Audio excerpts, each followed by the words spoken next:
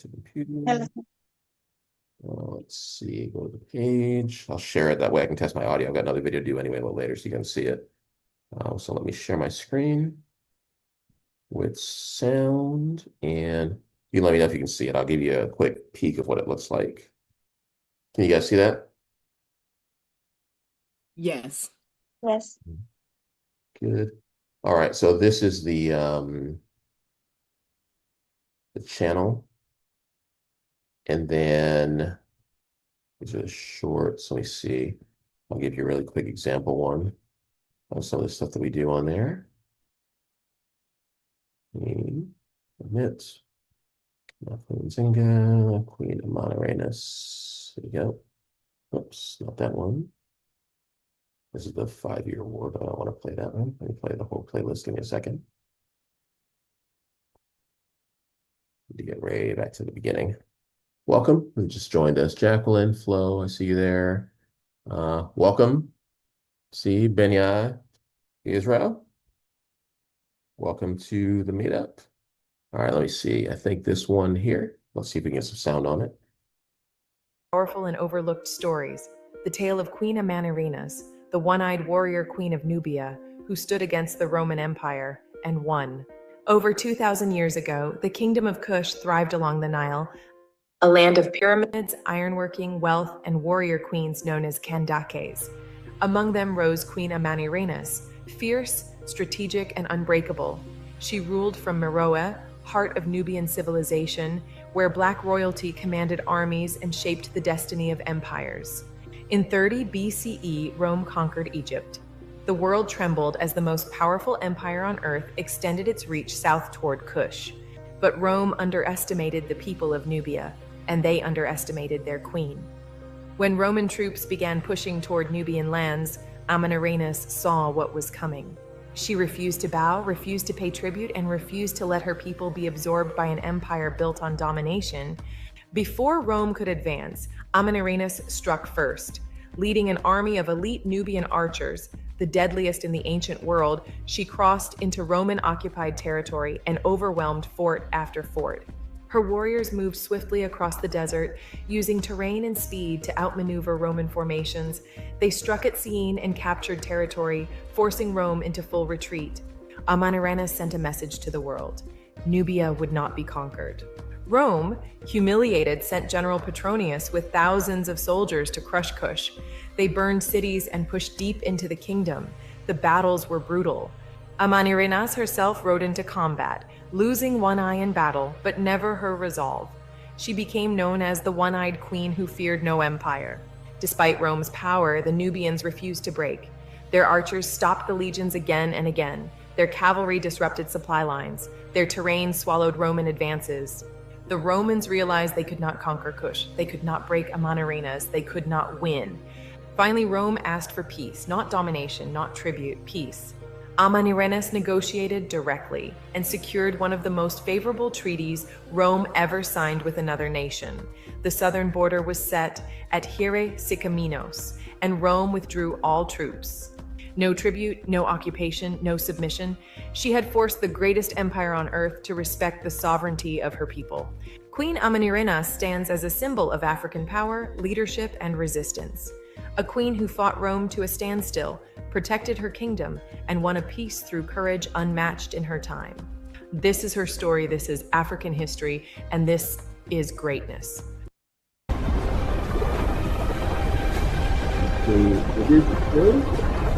So we try to do series that bring back a lot of the history of Africa that nobody really remembers anymore. It's kind of disappeared and people don't know about it, right? So that's the goal of the channel, and it kind of goes along with our mission that we have in the Wakanda meetups, of course, which is kind of for the future. That kind of shows us about our history, right? So if you guys haven't seen it, check it out. It's at What's the name of the channel again? It's called At Great Moments Africa on YouTube. Okay, thank you. It's also on Facebook. Cool. So yeah, really like doing the stories. We do all kinds of stories, and everything is like cinematic and like movie style. So, all right, open a new window. All right, welcome. We got Flo. Cool. We have other people in the waiting room, it looks like. Wait a second. Cecile, okay, we're good. All right, so I don't see, I know that Joseph's gonna be a little bit late, and we have Clifford doing a session on AI today, but he is not here yet. So I think that probably I'm going to get us started, and then when they come in, I will let them, I will, wait, there's Clifford now. All right, there's a con. Hey, welcome, Clifford. Joining from Ghana. And Benai Hi, Israel, Joe. where are you joining from today? I'm still in Ghana. Okay. Yeah, still in Ghana. Cool. All right, Akan, welcome. If you guys want to just put in the chat where you're joining us from today, hello and welcome. And Clifford, are you okay? Are you okay opening us up today, starting us out?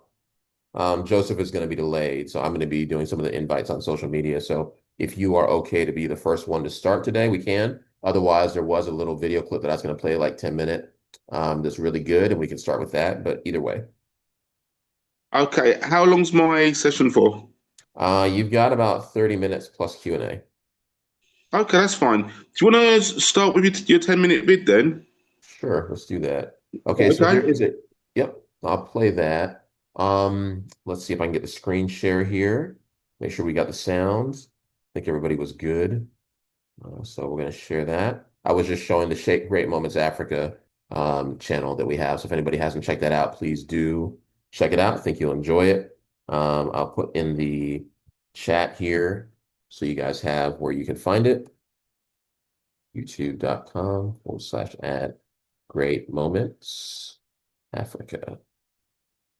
All right, great moments. And TS Africa. There you go. Cool. Welcome, Jacqueline. Jackie. Okay, so you can find it there, and you can also find it on Facebook. I'll look for that link in a minute. Let me go ahead and share the screen with you guys.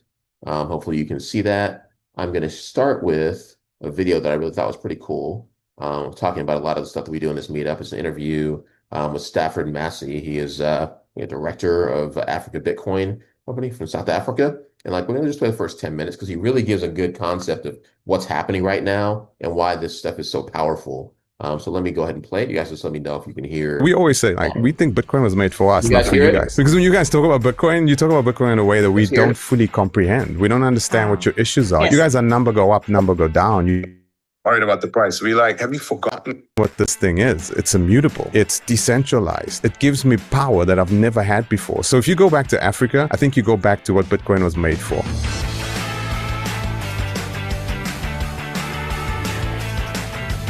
Hey everyone, welcome back to the show. Joining me this week is Stafford Massey. He is the executive chairman and director of Bitcoin strategy at the Africa Bitcoin Corporation, ABC. Yeah. Stafford, thanks so much for joining me here in New Thanks York. for having me. So finally, Africa's here. Yeah, you Yeah? just joined me from what, South Africa is where you're based? Yeah, South Africa, where we flew in, and New York's freezing.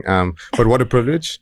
We are huge fans. And I think the thank impact you. that you've had in South Africa and Africa is significant. You've orange pulled a lot of us, and so it's surreal to sit across you and to speak to you. And thank you. That means the world to me. I can't wait to talk to you because I feel like so much is happening on your continent. You actually have the youngest population, right? A lot of people getting into Bitcoin. Yeah. So first, just share your backstory for those who aren't familiar with who you are, what you do.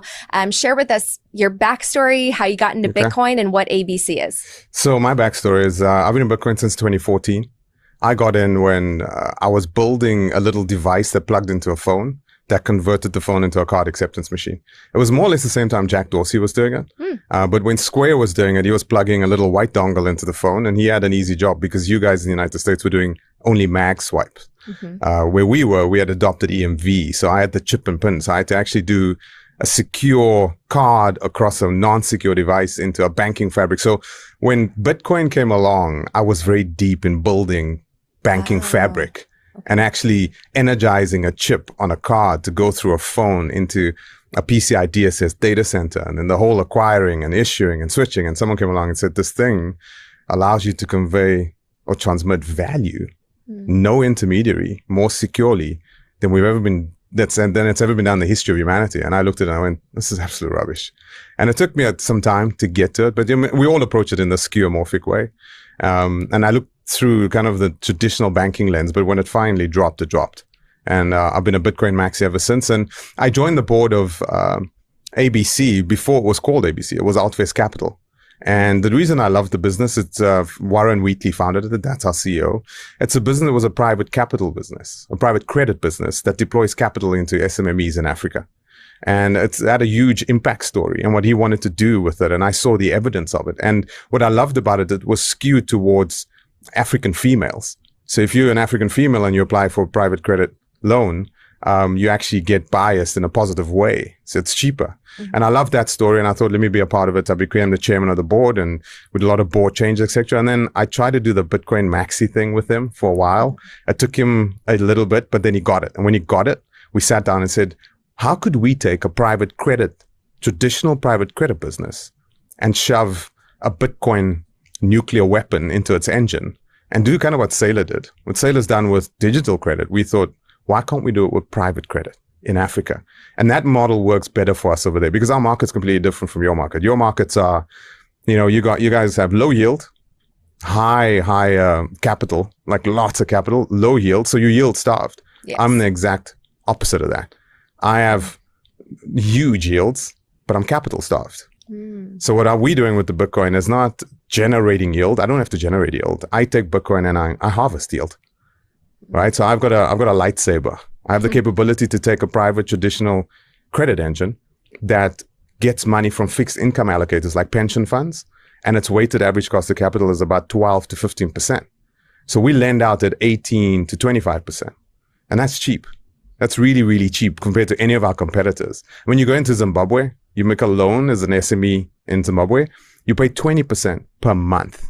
What's an SME? A small and medium enterprise. Okay. Yeah. So you pay 20%, interest on your loan. That's crazy. So it's high yields, right? So if imagine we could take Bitcoin, put it on our balance sheet, lower the cost of capital. So actually lend it. So for the first time, we have a piece of collateral that someone anywhere in the world will accept and we can lend against it. We've never had that in Africa. Wow. I can't take my Cape Town apartment that's worth a lot of money, right? And fly to Switzerland and lend against it. No one will do anything. I can't take gold.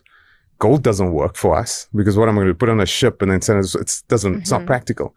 Bitcoins come along and we have this pristine, perfect money that we can go anywhere in the world and we can lend and we can do an LTV of 30% on it and get a loan at less than 5%. That drops my weighted average cost of capital by 10%. That's fascinating. Yeah. Are the yields higher because there's essentially more risk? Yeah, it's risk. It's a risky environment. That's how bonds are high. Coin Stories is proudly brought to you by Gemini. Start your Bitcoin savings account today. Plus, investing in Bitcoin has never been easier thanks to Gemini's Orange Bitcoin credit card. I've got mine right here. Earn up to 4% back in Bitcoin on everyday purchases like gas, dining, groceries, and more. No annual fee, no foreign transaction fees, and no exchange fees on your rewards. Head to Gemini.com/Natalie. Make sure to get your copy of my Coin Stories is also brought to you by Let It. Payments, speed makes, or the QR. Let's maybe step back a second because I feel like when we say Africa, I mean, Africa's a massive continent with so many countries, different languages, different currencies in there. You're talking about specifically the stock market or the credit market. Are you zooming in on South Africa? No. Or is this a continental stock market? And how big is this? Like, I mean, give us the full picture of what we're looking at. So what makes us different underlying the substrate is, it's high yields, low capital. You live in a market where the median age is very high. Where I live, the average age is 19. Wow. Yeah, more than 25% of the continent is below the age of 20. It's wild. It's wild. And you know what's really cool? AI is unlocking so much latent human potential. So when SMMEs sit in front of us, these small and medium enterprises, the ideas, the collateral that they have to securitize their loans, it's extraordinary. So people always think about small and medium enterprises in Africa as it's like shack and chickens, and no, these are businesses that come from an informal economy that's extraordinary. And young people that are unlocking all the natural resources in Africa, utilizing AI, and they love Bitcoin. So Bitcoin, where I come from, Bitcoin is money. You guys talk about Bitcoin. When we come here, we laugh and we're like, The store of value. the store of value. And we're like, huh? It's money. It's money. It's in some places where I come from, there's circular economies where it's a unit of account. They won't accept dollars. They'll accept Satoshis. They don't want your dollars. They want Satoshis. And when we bring Americans or Europeans to South Africa and they look at this, it's very fascinating because you'll see European tourists coming and we have this little black kid teaching this European tourist about a Bitcoin wallet. And it's like, this is how it works. So we leapfrogging just like we did with mobile. We had nothing and we went to mobile. So we're going from broken money, debasement. When you guys talk about debasement, you talk about 4% and 5% annually. We talk about 4 or 5% in an afternoon. That's the world where we come from. So when you give us pristine capital, it becomes a substrate, not a store of value. It becomes a capital substrate. It's something that we can, you can build off this thing. You can live off this thing. And when you guys see them, is it going to go to 40K? Is it going to go to 50K? Yeah, that's a very like westernized view. Wait, so okay, when we hear, the different asset bubbles, how much they're worth, we see equities and they're worth like, I think now it's $135 trillion. So of that, like, what is African equities? What's that worth? It's massive. I mean, the unlocked capital in the equities is extraordinary. We see dry money in corporations across Africa. It's pegged at about $100 trillion. $100 billion. SMME unlock is about $350 billion. Wow. Our play is Pan-African. So we listed on the Johannesburg Stock Exchange.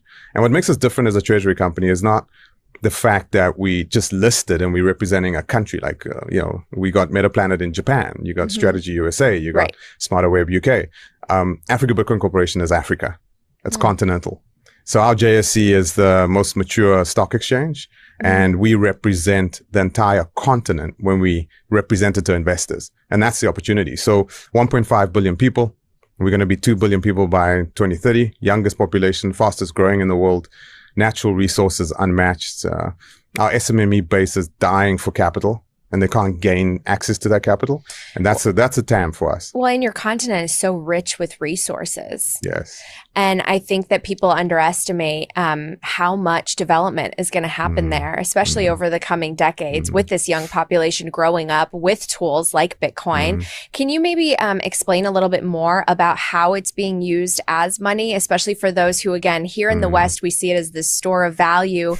And I think a lot of people are like, no, it can't be money because it's too volatile. How could you earn Bitcoin and then tomorrow it's worth half of what it was? That's even worse than the inflation rates in some of these currencies. What do you say to that?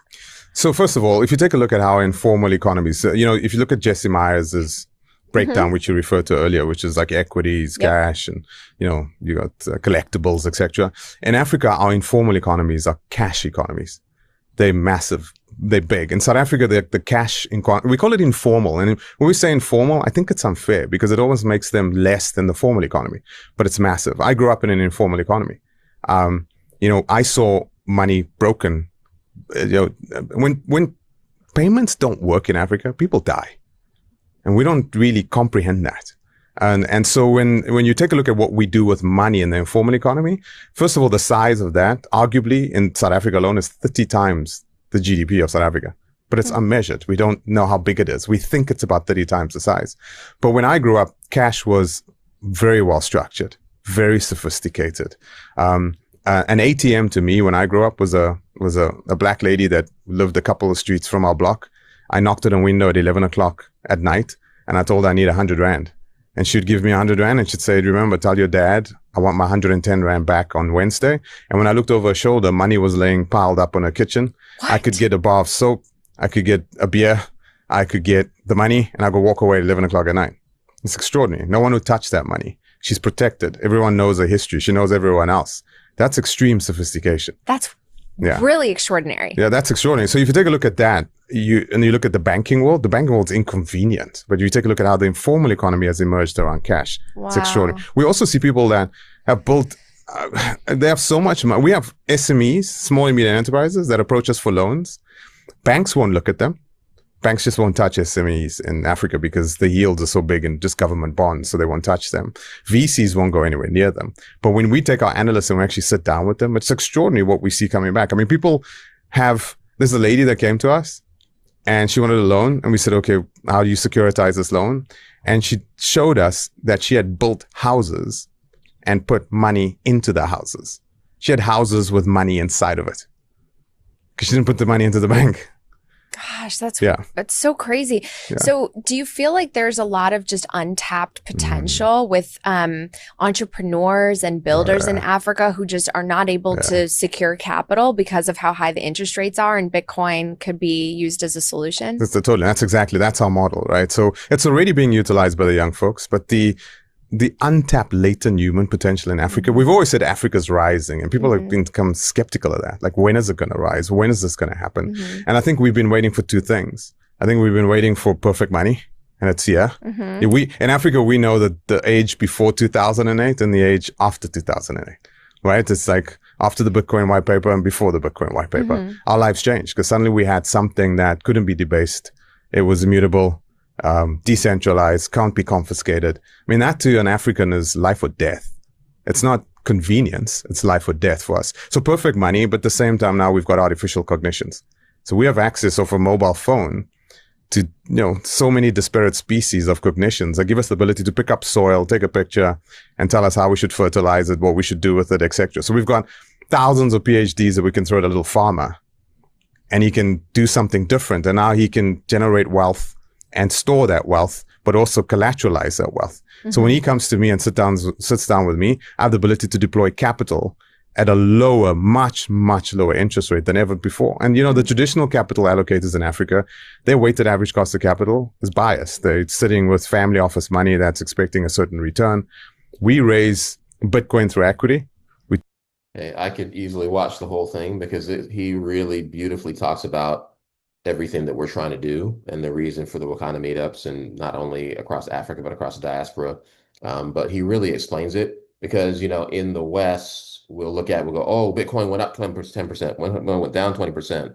But across Africa, if your money is going down like 20% every year, right, that's nothing, right? So Bitcoin, he really talks about what it really is meant for, versus like all the Wall Street stuff that we always talk about. Everybody else, they got into Wall Street, now BlackRock's doing this one's got an investment. He's really talking about really the heart of why Bitcoin was invented, especially from an African use case, an African diaspora use case. So I really like this. You should watch the whole thing. I believe I have in our Telegram group the video of the whole interview. I think it goes on for about another 15-20 minutes. And I think it's really great way to just understand how powerful Bitcoin really is. And I'm really happy to see that all across Africa, we are seeing a lot more people really taking this seriously, and across African American, UK, diaspora, Caribbean, Afro-Latino, all throughout the world, in all developing markets. A lot of people are taking this a lot more seriously now. And I'm glad to see that, because even if you're African American and you are, historically, and I'm African American on my mother's side, right? We have historically, and so I can mute there, that basically, I'm sorry, let me find where that is. If everyone can mute if you're not speaking right now, give me a moment. Okay. Welcome, Samara, by the way. And and welcome, Lorenzo. If you are African American and, we have what's called redlining, which is, there are certain neighborhoods that will not give you a loan to get property or get a house. And loans are the way you get houses in America, right? Mortgage loans. There are a lot of investments that, really are generally not available to you. A lot of venture capital, things like that, not only in America, but, African founders as well. So what Bitcoin is doing here is really changing it. And not only in Africa, but also Southeast Asia, Latin America, many different parts of the global South, as we call it. This is really changing the game. We need to keep that in focus, because we always think about this from an American perspective, or like Europe. Oh, I don't know if I want to get this investment. I want to get stocks. Or I want to get bonds. Or I want to get Bitcoin. But it's not that kind of investment. When we're talking about this for Africa, we're talking about something that's like, this changes your life. This can save your life, right? Remember, my dad was not well. And he needed money. I was working with my sister for weeks and weeks trying to get money sent from the continent, and I could not do it because the banks kept on holding everything with paperwork. And finally, I just sent Bitcoin, and in 10 minutes, I was able to send it, and obviously take care of his healthcare needs. So this is really a big change, and I love the way that he frames this, because a lot of times I think we lose focus of how important it is. And the last thing we want to do is end up letting everything just be the stock market and BlackRock, and they're the only ones who use Bitcoin. We will have lost such an opportunity as a global Black diaspora, African diaspora, if we do that. We need to be using this as much as we possibly can with all of our friends, all of our family, all of our loved ones, institutions, schools, neighborhoods, communities. We need to all use this to the maximum because that's what it's for. It's for including people financially who never had that opportunity and never could do anything because the money was just not available to them, right? I mean, this is how I pay all of my team members across Africa, across the continent, around the world. Was based in Singapore, US, everybody. I use the same thing as a means, right? So I drink my own champagne, as they say, and I'm always doing this. So I love what this guy talks about. Not sure if anybody has any thoughts or comments on the part of the interview that you saw, but this very much is really why we do this, right? So that everybody has the opportunity to have the financial, benefits and blessings that many of us who've been in the West have been able to benefit from for a long time. And obviously, even if you're African American or, other minority in the West, a lot of times you didn't have those full opportunities either. Any thoughts on the video?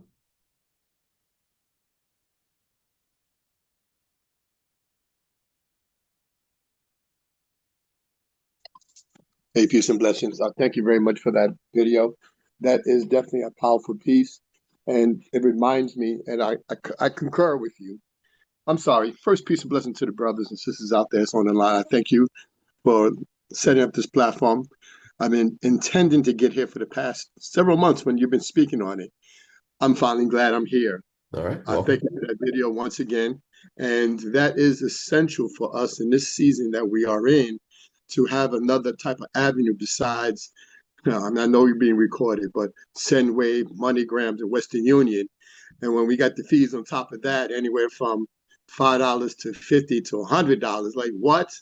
So, like you, I utilize one of the platforms and I send Bitcoin or a stable coin, a crossover to the continent, invest than what I had to do at that time. It was quicker, easier, and more logical then. So now, as we are recognizing that you are stepping right on it, more people got cell phones in Africa than bank accounts. And we can utilize this system and again, you're trusting the cloud to hold your money and to continue to move. That's where we're at right now. So we continue to allow people, as the brother spoken, to tap into a resource, into an avenue to trade, to build, and to invest because Africa is there. We don't need people to keep on coming in and take from Africa, but we need people to come in and to invest and build and secure the foundation of the economics in Africa. So I love the video. Thank you. All right. Thank you so much. We appreciate that. Anybody else have thoughts on that or question? Hey, good morning, everyone. Hey, My name's good morning. Lorenzo. I appreciate you having this platform. My first time actually being able to attend. I caught probably the last 5 minutes of it there, but I was very interested in hearing what he had to say. I'm actually based in Philadelphia currently, I guess African American. So he's right. The way that we look at Bitcoin here and the way that he's describing it, to me is a little bit eye-opening. I really didn't think that people were using it for money like that, the way that he was describing it. I mean, here we have the ATMs and, you could get your Bitcoin ATM and some places allow cryptocurrency as a form of payment, but to hear him actually say that the continent needs it, it's extremely eye-opening. I'm actually I wrote it down. I'm gonna follow up with this and watch the whole interview. But thank you very much. I think that it was just very eye-opening. You helped me see something new. I appreciate it. All right, great. I'm glad to hear that. Anybody else have thoughts on it? Questions? Yes, most definitely. Thank you, Mr. John, for arranging this meeting as well as showing us this video. It's an eye opener. But yes, I'm fully on the Bitcoin thing. I have my wallet. I accept payments, from people and people that I do work with. But now, the kind of person I am to even open a wallet, requires some amount of sophistication that the general populace might not be equipped with, for better words. So yes, he's been very optimistic, and clearly this is the kind of money that Africa has been looking for, like from the case he has put forth. And I'm also going to go into the Telegram group and watch it completely because I really want to have a panoramic view of what he's putting forth. But the problem still remains that distance between the access of the kind of technology that can allow somebody to hold a wallet and the general African populace. I just thought to mention that. Thank you. So I'll comment on that. I kind of thank you for giving that perspective. I think one of the things that Africa, and I think it's the brother Benai Israel, you mentioned it. Number one is that Africa, there's more cell phones, right, than there are people who are out there who have like this bank accounts. And then number two, we have the youngest population. I'm talking about Africa on the continent in the world, right? The youngest population, which means there's a lot of energy, and that is going to mean that, you have the strongest, for the future workforce, you have the strongest, for population growth on the African continent as well. So when you put that together with the fact that, pretty much almost everybody's got access to a mobile phone, and it's pretty easy now for people to send or receive Bitcoin on a really simple wallet. In fact, there was one African youth, I remember where the young man was from, but he actually came up with a way you could do it even without being connected to the internet or anything. It would wait, and then when it connected, sometime it would send it. So you don't even have to be connected to the internet; you just have a phone.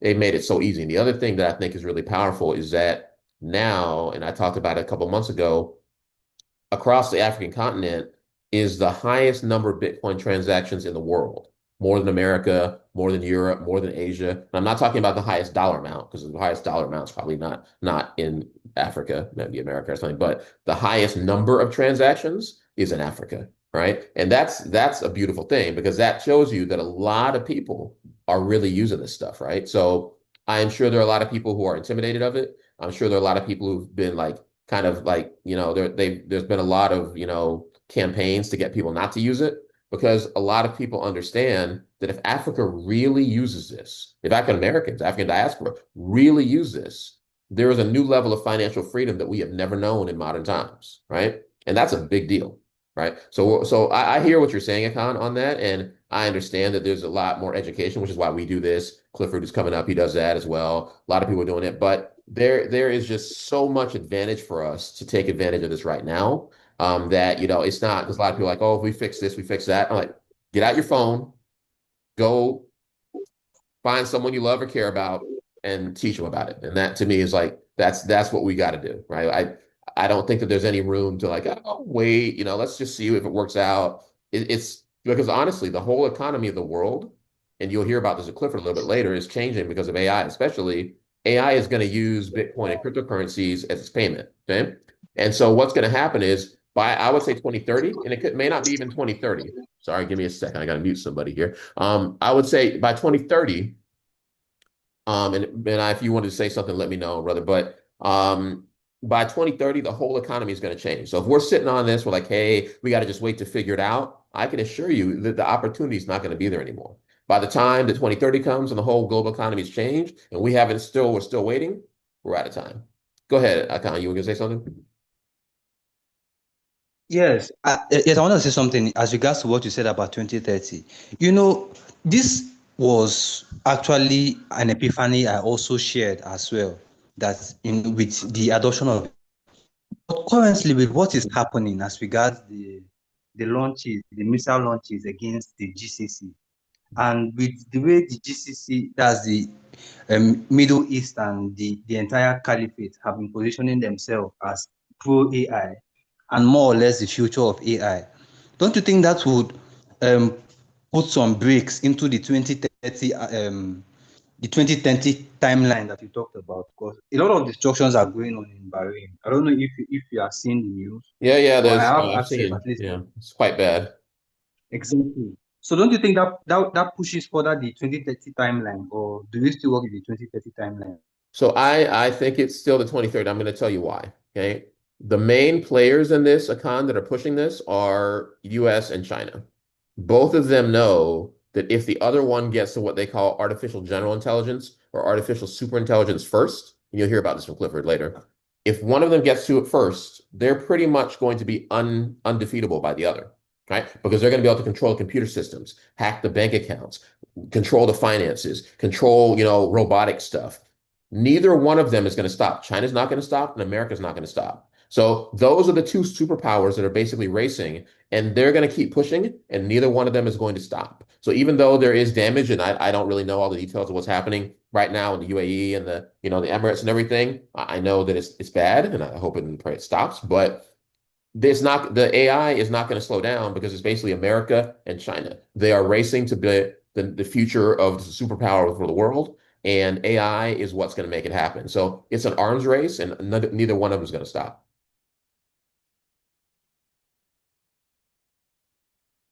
So I don't know if that addresses that for Okay, you, thank you Tom, so but much. that's what I'm thinking. Brother Benai, were you going to say something? You have your hand up.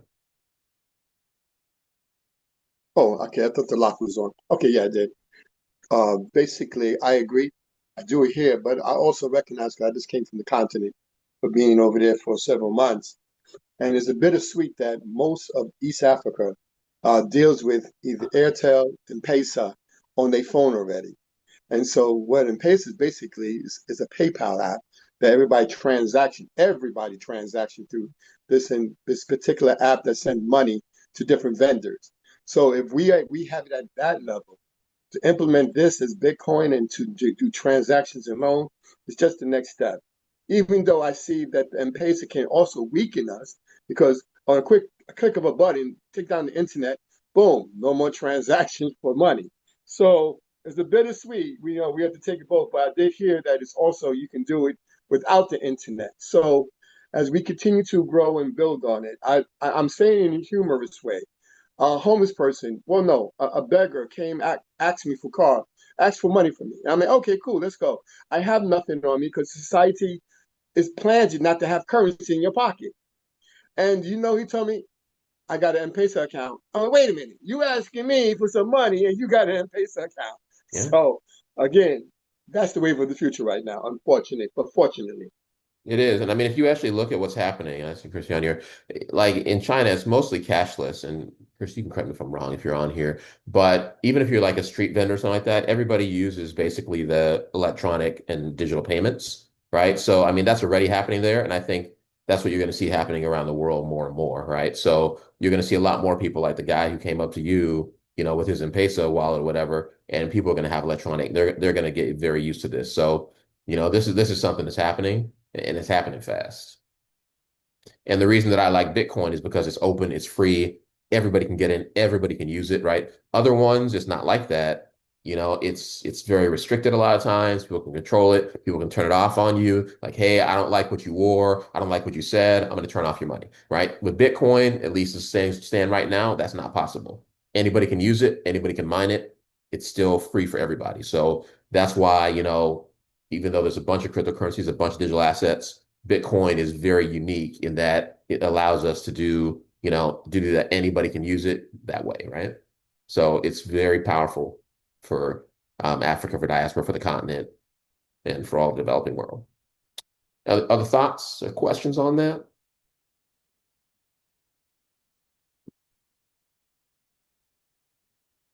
Ooh. Clifford, are you ready for your section? I am, John, yes. Okay, I'm going to stop sharing. Clifford's going to take us into AI, so this should be an interesting transition into that. Are you able to share the presentation I sent to you? I can, although I was actually going to do some social media shares, but let me see if I have it. Hold on. I can try it from my phone, but it'll be tricky for me to do Okay, that. you're on your phone. All right, let me see if I can do it for you. Hold on. Yeah, the Wi-Fi dongle over it overheats. All right, you got it here. It's a gamma. I'm going to copy the link and I'm going to go ahead and put it into a browser right here. And put that into a new tab. Private window. So and let's see if we got it. Just adjust my window so I can do this while you're presenting it. And I put the link in the chat for anybody who wants to watch that full video, by the way. So that's over there for you guys to check it out. All right, cool. So that's what I need there. Okay, let me go ahead and share it. You guys let me know if you're able to see it, okay? Where is my Zoom? Okay, there we go. Here's flow. And share screen.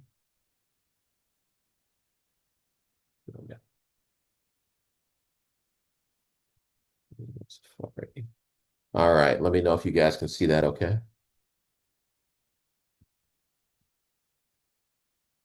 Everybody see it? Yes, I can see it. Yes. Yes, we can. Good. Is that the All right. first slide? Okay, we'll do a first slide. Yeah. There you go. Actually, let me go into, I guess, No, presentation. no. I mean, sorry. It looked like that was the first slide is the one that says the hidden history of AI. Yeah. You may actually have been on it. I was just asking. There, yeah, you're on it now. Okay, great. Thank you. Okay. So good afternoon, everyone. Right.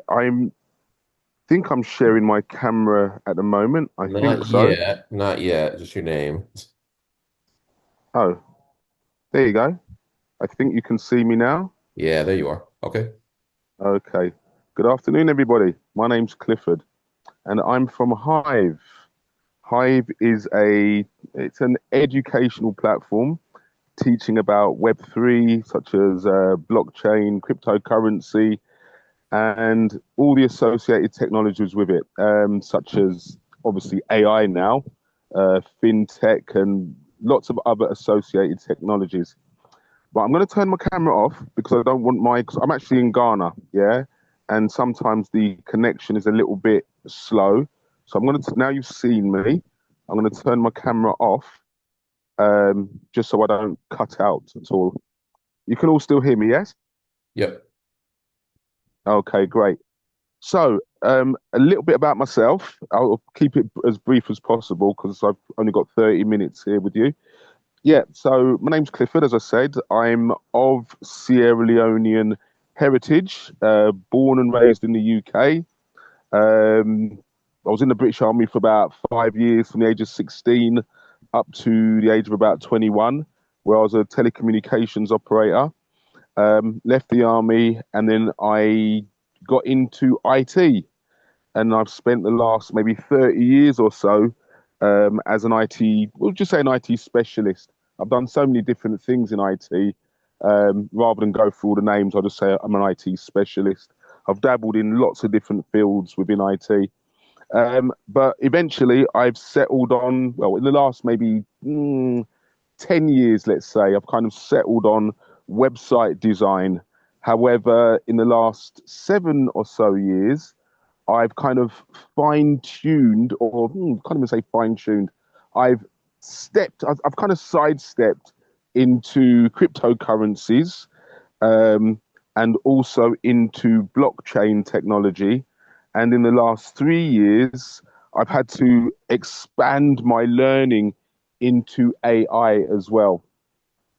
So today's topic will be the hidden history of AI.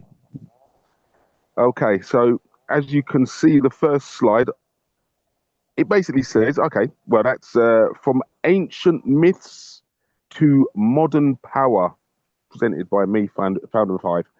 Right, so if we can go on to the second slide, John. Yep. Please. Mm-hmm. Thank you. Right, okay. Some of the slides, I'm just gonna read them out, yeah? Because it's easier to deliver it that way, but then we'll go into it a bit further. So, a story of human curiosity. Have you ever wondered if the robots from science fiction films have roots in ancient mythology? How a concept born in academic halls ended up piloting spacecraft, shaping military strategy, and protecting your bank account? Those are very important points to note, by the way. Yeah, piloting spacecraft, shaping military strategy, and protecting your bank account. We'll come back to those later.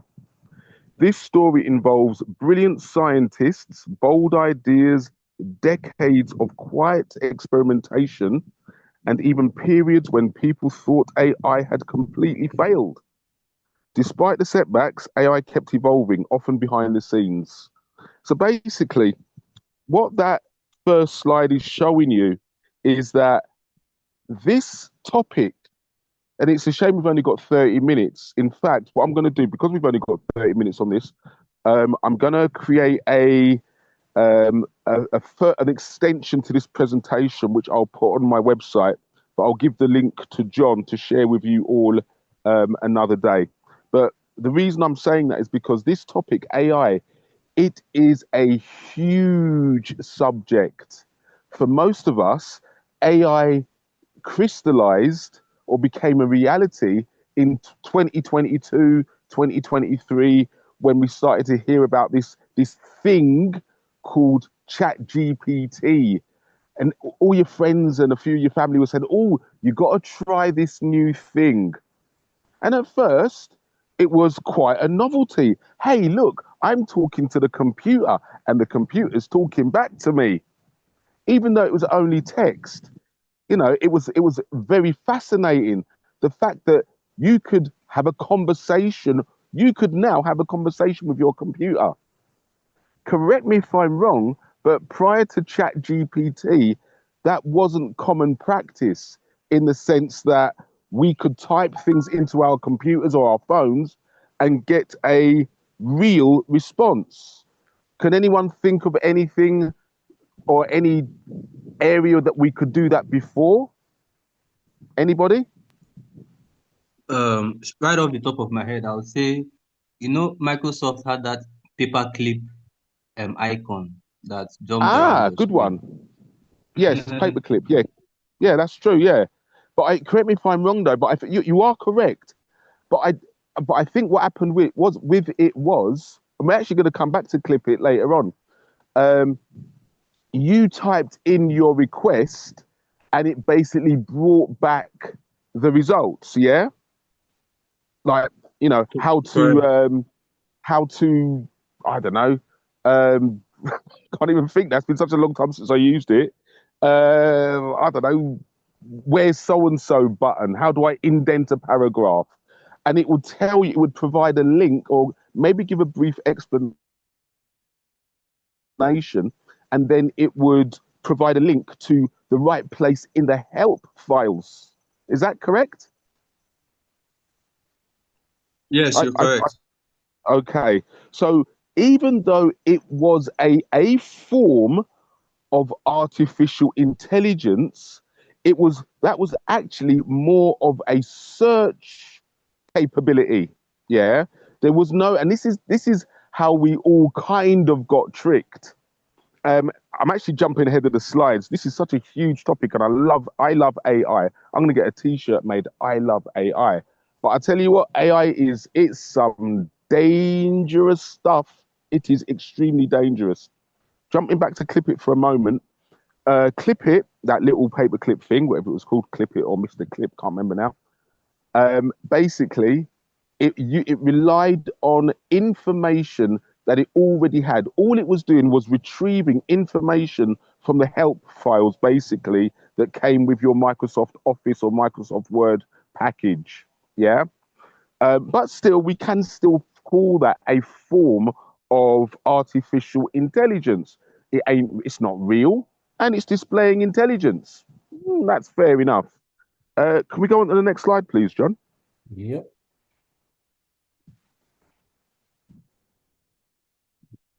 Okay. So the thing about this is, human beings, we're a funny bunch. We think ahead years before our time. You know, like some people say, you know, what will happen in the end is known from the beginning. All that alpha and omega stuff, you know.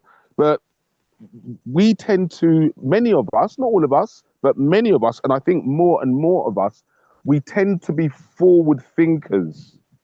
Now, according to some research I've done on this topic, there were a few Greek people, philosophers, however you want to call them, and they actually named some, we'll call them beings, yeah? For example, you have this one called Talos. Talos was a giant bronze warrior said to guard the island of Crete in ancient Greek mythology. A giant bronze warrior. You've got to think about that. There's two elements there that actually are the underpinning of AI. Being, it's made of a material and I won't, yeah, I'm trying not to use the word organic. Yeah, bronze, it's not a thing that humans are made of. Yeah. Okay, so it's a metal. Bronze is basically a metal, but yet you've got this other aspect, which is a warrior, which is a human. Typically or technically a human. So you've got this thing that's made of a inorganic material combined with a human element. Like I'm saying, that's the basis of AI. You've got something that's made of plastic, glass, semiconductors with an electrical current running through it that's got the ability to behave like a human. Yeah. Then moving on from that, you've got this next character, Hephaestus. They say he's the god of craftsmanship who created golden mechanical servants in his workshop. Yeah. And this is the part I like this paragraph here because it kind of summarizes what I'm saying. Long before computers existed, humans imagined intelligent machines. They weren't real machines, of course, but they reveal something fascinating humans have dreamed about: artificial intelligence for thousands of years. Yeah. You may remember that saying, if you can think it, you can achieve it. Now, me personally, and hopefully plenty of you guys, I'm not a programmer. I'm not a programmer by a long shot. If you ask me to write a computer program, the only one I can remember is like that old school one. Was it 10 print high, 20 go to 10? Some of you may remember that. Yeah. And it used to print high down the side of the screen. But anyway, my point is, I'm not a programmer. Trust me, I am not a programmer. I know bits of code. I understand code enough to tweak it if I absolutely need to. I cannot write computer programs. But I tell you what, because of AI now, I can write full-blown apps. Over the past several months, I've written several apps that are actually very, very good. I've used AI to make a decentralized exchange, yeah, that actually connects to the blockchain and is able to read blockchain data and display it on a website. And then once you see a price you like, you can then click a button and go and buy that cryptocurrency. I can't do that, but guess what? I did that. Why? Because of AI. Nice and simple. It's a challenge. Don't get me wrong. It's not easy, and it is a challenge, and there's a lot to learn to be able to achieve it. But I was able to do it. Yeah. In other words, AI makes I've got to say, this may sound fantastic or a bit of an exaggeration. I'll tell you, I'm not joking because I've done it. AI makes the impossible possible. It really is a game-changing thing. I would go as far as to say, in fact, I like interaction, yeah. And as any of you who have spoken with me before will understand and will know. So when I do a bit of a talk, I like to, number one, make sure no one's sleeping. But you sleep if you want, it's up to you. But I also like to get some feedback so it helps me understand where you all are at. What would you say are, if a couple of you could just say just one of the life-changing inventions that have had a global effect throughout human history? We'll have 3 or 4 maybe.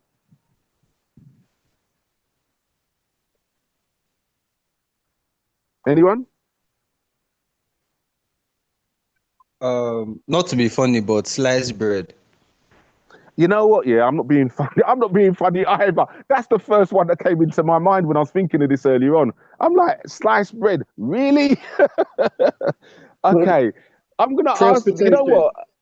airplane, Transport. Say again. airplane, transportation. That's a good one. That's a very good one. I'm gonna deal with that Hot sliced bread showers. issue. Right. Let's just tackle that sliced bread issue real quick. Why do people think it's one of the greatest inventions ever?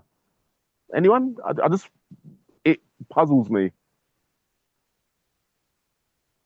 It's excellent. I mean, compared to Okay. compared to struggling with a loaf. So over here, because I'm based in Nigeria, I was Mm-hmm. brought up in Lagos, right? Okay. There is a kind of bread called agege bread. Okay. And this bread, now I understand that it was gluten, but you it had the consistency of clay. Like you actually had to fight with it to tear it apart. And it was Okay. really chewy, you see. Okay. But Yeah, yeah, fair enough. once sliced bread came into the business, man, everything just sales shot Mm. up, things of that nature. So that's just what I think. Okay. All right, no, that's a good answer. Thank you for that. The thing is, yeah, like I'm asking that question and I'm gonna have my perspective on it. So obviously, as a culturally diverse people, it's great to get other people's perspectives on this. Yeah. So sliced bread might not be so important to someone who lives near a Tesco's or a Walmart, but sliced bread may be very important to someone who doesn't have easy access to sliced bread. So yeah, thank you for sharing that one. Okay, the next one we had was transportation. Absolutely, definitely. I hadn't even thought of that one, but yes, transportation. That's another excellent one. It it changes human life. The fact that we can get around from instead of taking like 3 days to walk somewhere, you can get there in maybe I don't know an hour, maybe a bit longer, whatever, or a couple of few hours, let's say. Yeah, so yes, or you can now travel across oceans, which obviously before we had boats, we couldn't. Yeah, so yeah, that's another great invention. One or two more, please. Uh, I was thinking a furnace, the ability to have hot water or heat at That's a will. good one. Yeah, that makes a difference. Yeah, of course. Yeah, definitely. Okay, for modern times, I suppose it adds to our comfort, but also in modern times, it can be a lifesaver as well. You know, if you're out in extreme cold and someone falls ill, you're going to need hot water. Cold water ain't helping them. So yeah, definitely the furnace. Yep, the ability to heat our water, very important. Okay, maybe have one more. The internet. Yay! Definitely, absolutely, yes. Yeah, thank you. That's more the ones that the guys mentioned earlier. I've not even really thought about them, apart from the sliced bread one, right? But yes, my thinking had been more up to date, and I was gonna say, well, I am gonna say, um, the mobile phones, telecommunications. There's so much to do with telecommunications, whether it's radio, whether it's digital, whether it's wires, or whether it's what's the other one? Smartphones with cell towers. So I'll just wrap it all up and say telecommunications. Yes, because reason I say telecommunications because without telecommunications we wouldn't have the internet. Yeah, so that's why I said that one first. Obviously, yes, the biggest one that I guess it's become second nature to us now is the internet, obviously. Yeah. And finally, hold on, I think I've missed one. No, yes, finally, AI. All those inventions that we've mentioned up till now, they have all had a huge life changing impact on humanity. Yeah. Because of those things that we've mentioned just now, life will never be the same for anyone going forward because of those things. Who here, be honest, Who here thinks they'd be okay if there was no internet?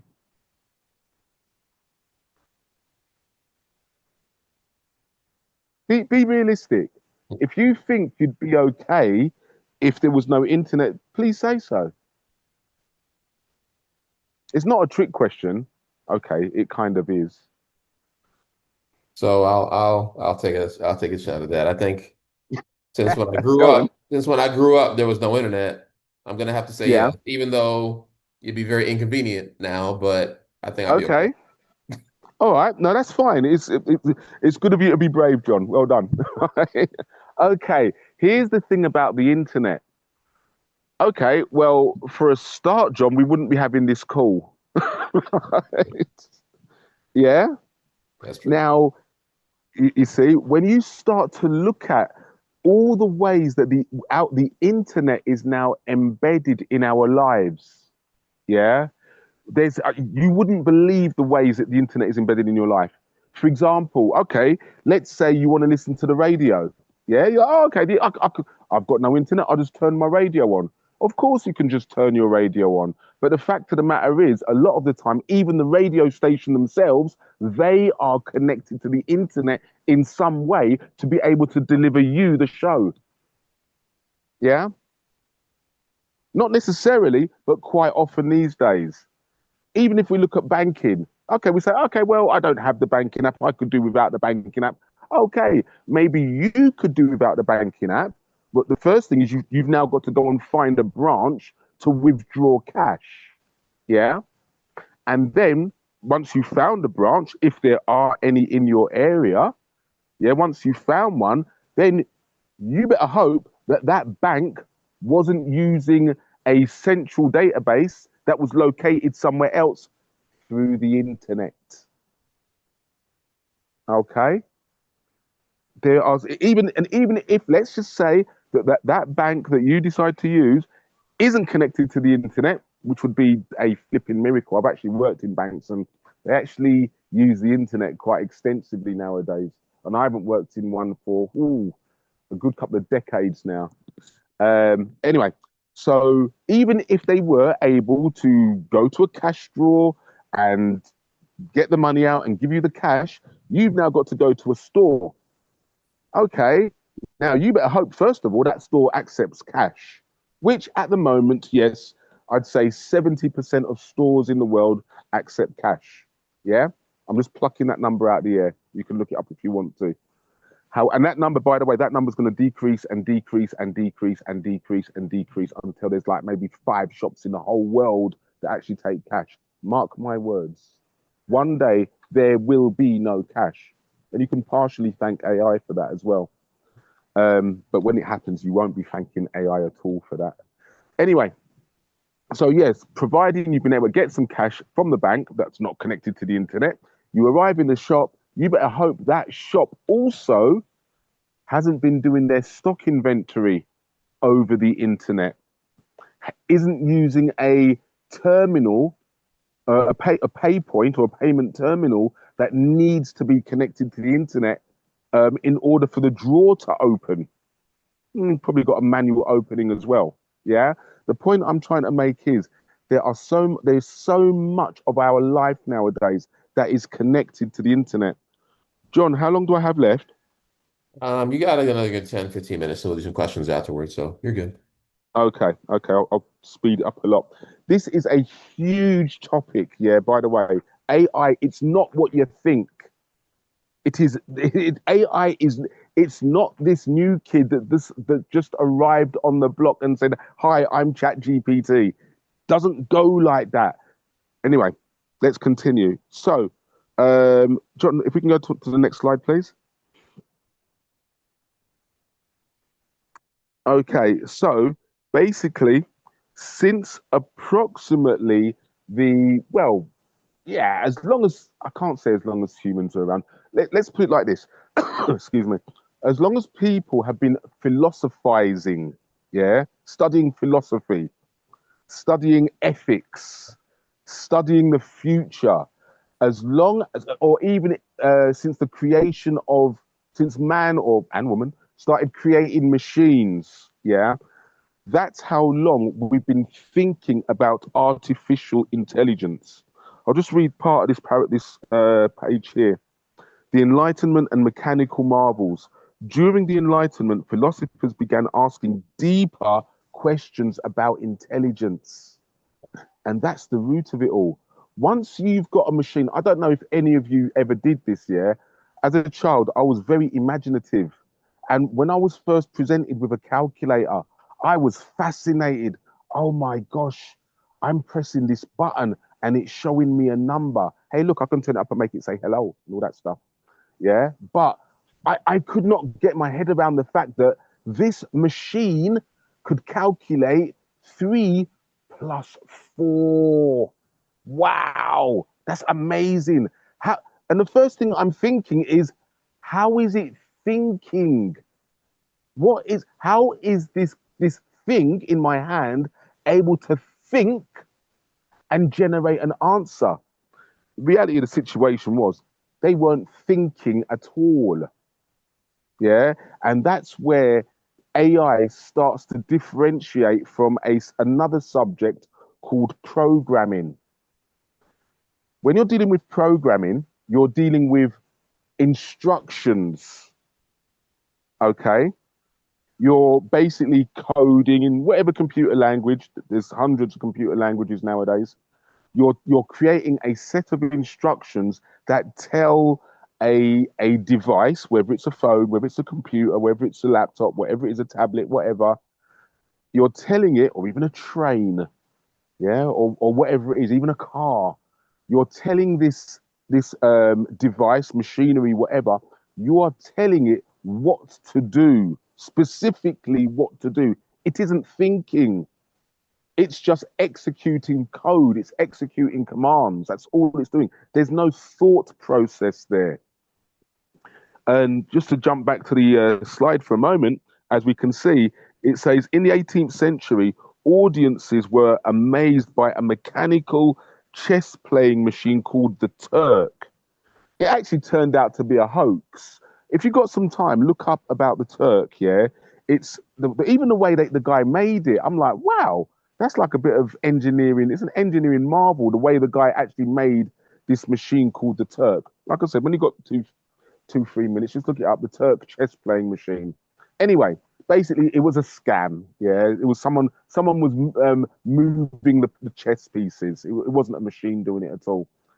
But that aside, that's a form of programming, but that's another story altogether. But the point I'm making is, this is where AI is different from normal computer coding.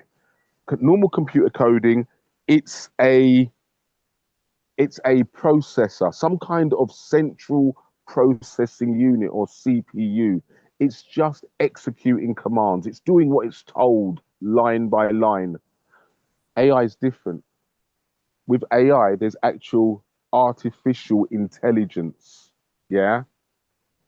Human beings possess intelligence.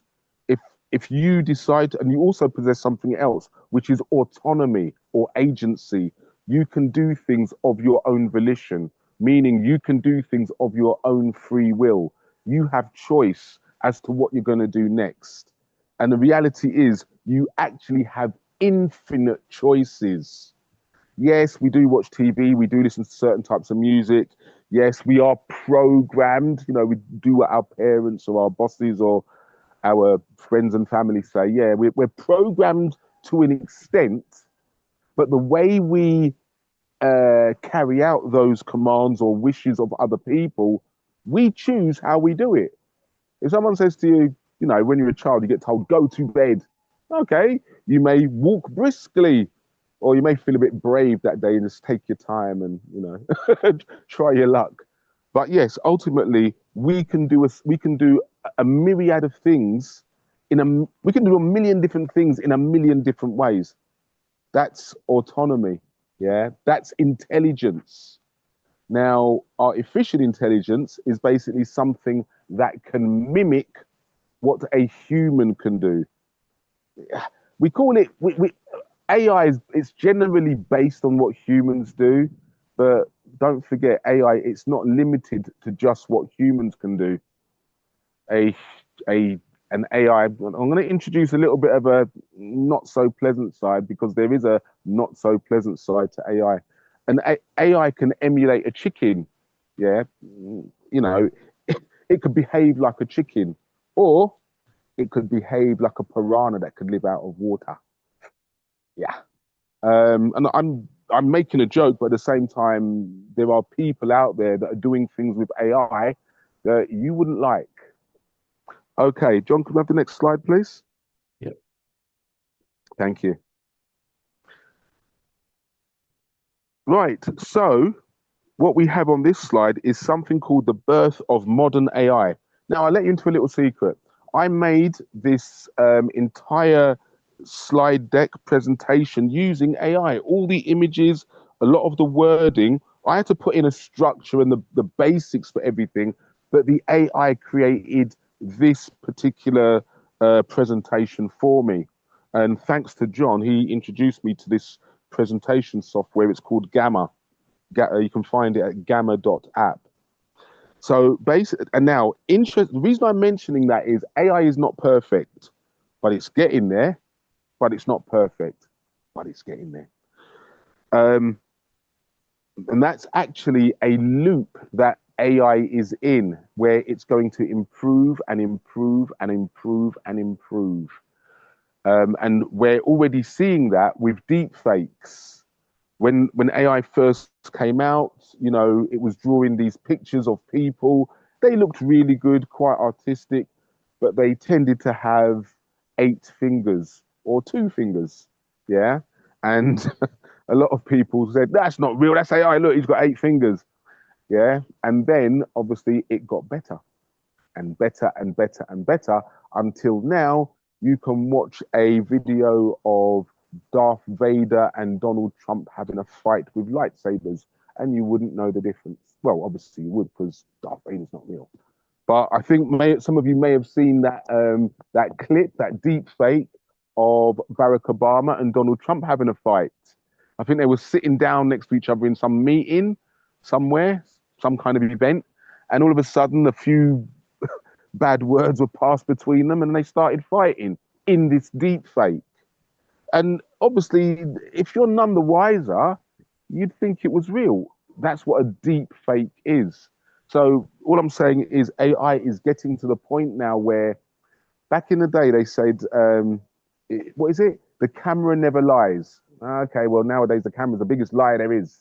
Because not only can you take a normal photograph and adapt it with AI, but the AI can just make a photograph anyway. Yeah. Now, why have I mentioned all of that stuff? Because on this slide, the title is The Birth of Modern AI. But the reality is the AI, when it made this slide deck, it actually missed out some events that took place prior to 1950 and 1956. But anyway, we're like I said, because I've only got a short time with you now, what I'm going to do is I'm going to put a lot more research into a web page and give it to John to hand over to you in the near future. So there was this guy called Alan Turing. Alan Turing had been working with the British intelligence agencies or the British Secret Services before and during the Second World War from 1939 to 1945. Now, there was something called the Enigma machine. And the Enigma machine was a code creation device made by the Germans. And it was a very, very effective piece of machinery. It could basically generate a code that was almost impossible for the British to crack. And that's a problem. If people can pass secrets under your nose and you can't read it, that's a problem in wartime. Yeah. So they needed to be able to crack this this code. Yeah. And Alan Turing was one of the leading people in helping the British Secret Services be able to, the Ministry of Defense at the time, be able to crack the code. Now, what he did, he basically used a machine that was able to use other machines. And that gave birth to the idea what if machines could think? And this is part of the reason why Alan Turing is often mentioned when it comes to AI because of his work. I think it's at a place called Bletchley Park, if you want to do any more research on that topic. Yeah. But anyway, due to time constraints, let's move on. So from 1956 onwards, there was a conference took place in 1956, and that's where the term artificial intelligence was coined. Now, funny thing about AI, you can't believe everything it says. I've learned that I'm quite skeptical with AI. I think it's amazing. I'm a huge fan of AI, but I don't believe anything AI tells me. You have to go and look it up for yourself, right? Sometimes I get into conversations, literal verbal conversations with my AI, my AI, where I'm talking with it. I will tell my AI, "You are a liar." It will stand there. Well, it won't stand there. One day it will stand there, but it will be there at the end of my phone, talking to me about a particular subject, and then it will say something that's not quite right. And I say, "Are you sure?" And it will say, "No, no, actually, no. What I said isn't true." And I'm thinking, I literally say, "You damn liar." I trust me, I trust my AI. Maybe I shouldn't, but I do. Yeah. Because when these things, like as they say, "Oh yeah, I remember you. I remember you from 30 years ago. You insulted me." I don't need that stuff in my life. Yeah. So I'm starting to be a little bit more mindful how I speak to my AI. I'm telling you, you don't trust me. If you don't know the future, you best be a little bit careful. Anyway, so that's where the term AI was created, or artificial intelligence was created. Now, I personally, my own thought, and I will investigate it one day. I personally think there's much more of an African, or at least let's say I don't know what the correct term to use. I'm just going to say black. Yeah, I personally feel there was a lot more of a black influence in the creation of AI. It's not really mentioned. There's little bits coming out here and there, but I think we had a lot more to do with it. And just how I think somewhere in our history, we will find the roots of AI. And I'm not talking in the last like 50 years. I'm talking maybe a couple of hundred, maybe even over 1,000 years ago. We will find, that's my own personal thought. I'll continue researching that. Anyway, so from 1956, obviously, as you can tell, there's huge gaps where things were happening. Yeah. So we've now jumped from, bear that in mind. Yeah. We've jumped from 56 to 66. Yeah. That's okay. In life terms, it's only 10 years. But in terms of technology, it's a relatively short space of time. Because if you think about the other things that have taken place between 1956 and 1966, remember, only 3 years later, they allegedly, I'm not going to get into that debate, in 69, they put a man on the moon. Yeah? Was AI used in that? We'll get onto that shortly. But anyway, in 66, there was a program called ELIZA. Sorry, I didn't look up what the ELIZA actually stands for. But as it says here, it was a program. This one's quite interesting. It was a program that simulated a psychotherapist by rephrasing what users said. Really important. This last bit's really important. Many people were convinced it understood them, but it didn't. It was simply matching patterns. Again, that's not artificial intelligence. You can call it a form of artificial intelligence because it's displaying intelligence, but in reality, it's just programming. Yeah. Then in 72, you got this thing called thing. It's a program, not a thing, called Strudlu. I'll just call it Strudlu. Yeah. Again, I didn't look up what Strudlu stood for, but I will give out that information when I send the web page to John. Now, this one's quite interesting as well. What it was a computer program that basically could understand commands. Here's the difference with computer programming, or you have to use a lot of very what they call high level. Is it low level or high level? I think they call it low level. You have to use very low level coding, and it's like I'm I'm not even going to go in. Some of you are maybe programmers, so you know what I'm talking about. You can't use normal sentences. You have to use this funny, almost hieroglyphic style of writing. If greater than equals zero, int colon, open brackets, exp. I'm not a programmer, as you can probably tell. Yeah. But with this program, as it says here, you were able to tell the program, pick up the blue block, or even pick up the red block. Excuse me. Put the red block on the green cube. Now, to us, that's like, okay.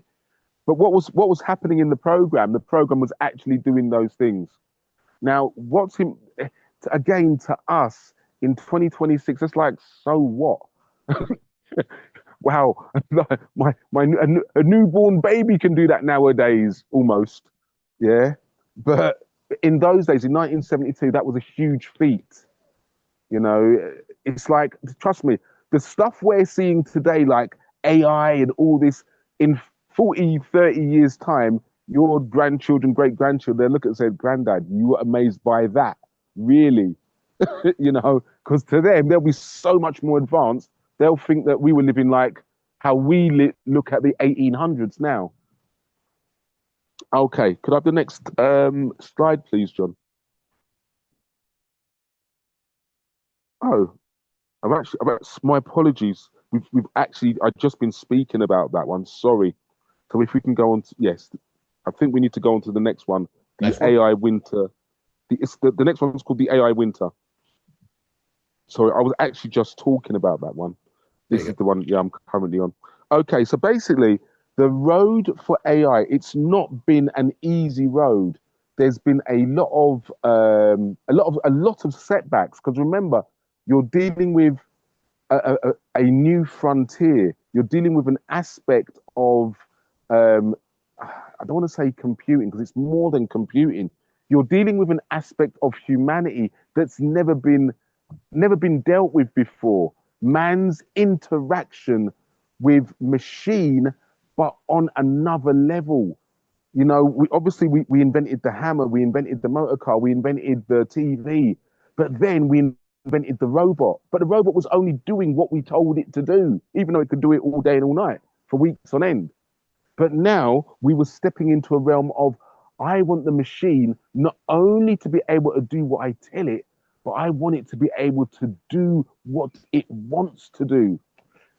Ding, ding, ding. Your alarm bell should be ringing at that point, by the way. Yeah. When you want a machine to do what it wants to do, that's a huge problem. Okay. But we'll come back to that. So basically, at that time, they entered what was called an AI winter. There's actually been 2 AI winters. I'm trying to remember when they were. I'm not going to say because I can't remember the exact years. But basically, sometimes, and you may even find this as well, sometimes you want to do something, but the parts aren't available, or the person you need to do that specific job, they're just not around, or they so, like, I don't know if you're anything like me. Some of the things I do are kind of years ahead of before they're even needed. Yeah, I don't know. Hopefully, some of you experience that as well. Some people do things ahead of their time. Yeah, basically, and that's what was happening in the AI world. People were the programmers, scientists, however you want to name them. They were basically inventing things that just way too ahead of their time. And when you're moving so fast and you haven't got the necessary equipment, resources, etc., you have to stop. You just can't proceed. And one of the biggest things that they were experiencing was the computers that he had at that time, they just weren't powerful enough. Yeah. So it's almost as if they had to wait for it. That's a really uncomfortable position to be in, knowing that you can do something and knowing it's going to, but knowing it's going to be years before you can do it because the world hasn't caught up with what you're thinking. So also data was scarce. Can anyone put that into their own words? Data was scarce.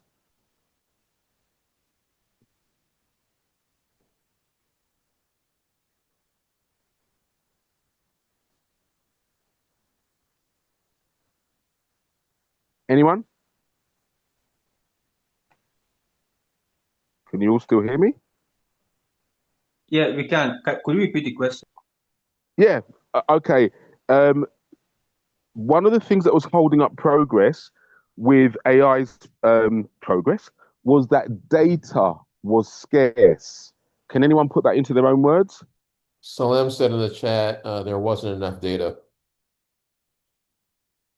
There wasn't enough data. Is that what they said?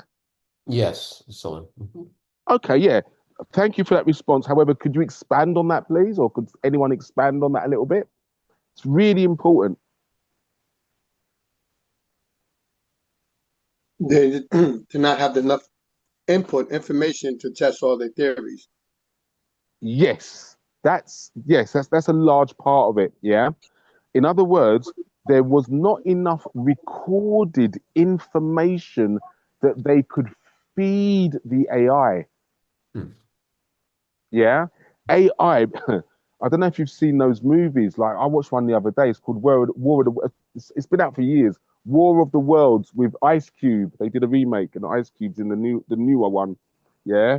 And these machines, what they were doing is they fed on data. Remember, data is not electricity. Data is information. Yeah. And that's what AIs need. AIs need information. The more information they have, the better they can respond, or the better they can think or consider before providing an accurate response. All about data. If you look at human beings, you would not believe how much data you've stored, not even stored, you've gathered, processed, and stored during your lifetime. I don't even know. It's beyond, right. Obviously, you've got megabytes, gigabytes, petabytes, terabytes, petabytes, exabytes, gigabytes, and so on and so on. As we're walking around as individuals, we have collected, processed, and stored. It's a lot. I don't know. I personally, I think that every single human, if we were to download every single nugget of information that we've ever, remember, every time you've opened your eyes and looked at a scene, that's data. When you've moved your head over 2 centimeters, that's more data. Every sound you've ever heard. Personally, I think every single one of us human beings, if we were to have all the information downloaded from us, we would each fill our own data center. And just to give you an idea what a data center is, imagine a football pitch, yeah, or even a few tennis courts stacked and stacked and stacked with computers, all side by side and in rack form as well. Yeah, that's a data center. Anyway, at that time, there wasn't enough data to provide or to feed the AIs. Yeah. So anyway, as they discovered, or as we kind of mentioned, human intelligence proved far more complex than expected. So by the 1980s, see how we're coming up to date now. We've just traveled approximately 40 years, yeah, in those past few minutes. By the 1980s, funding collapsed, and this period became known as the AI winter. For many years, AI research nearly disappeared from public attention. Right, John, do we need to stop there? I think Joseph still needs to do the trading analysis. Joseph, you're going to do the trading analysis, right?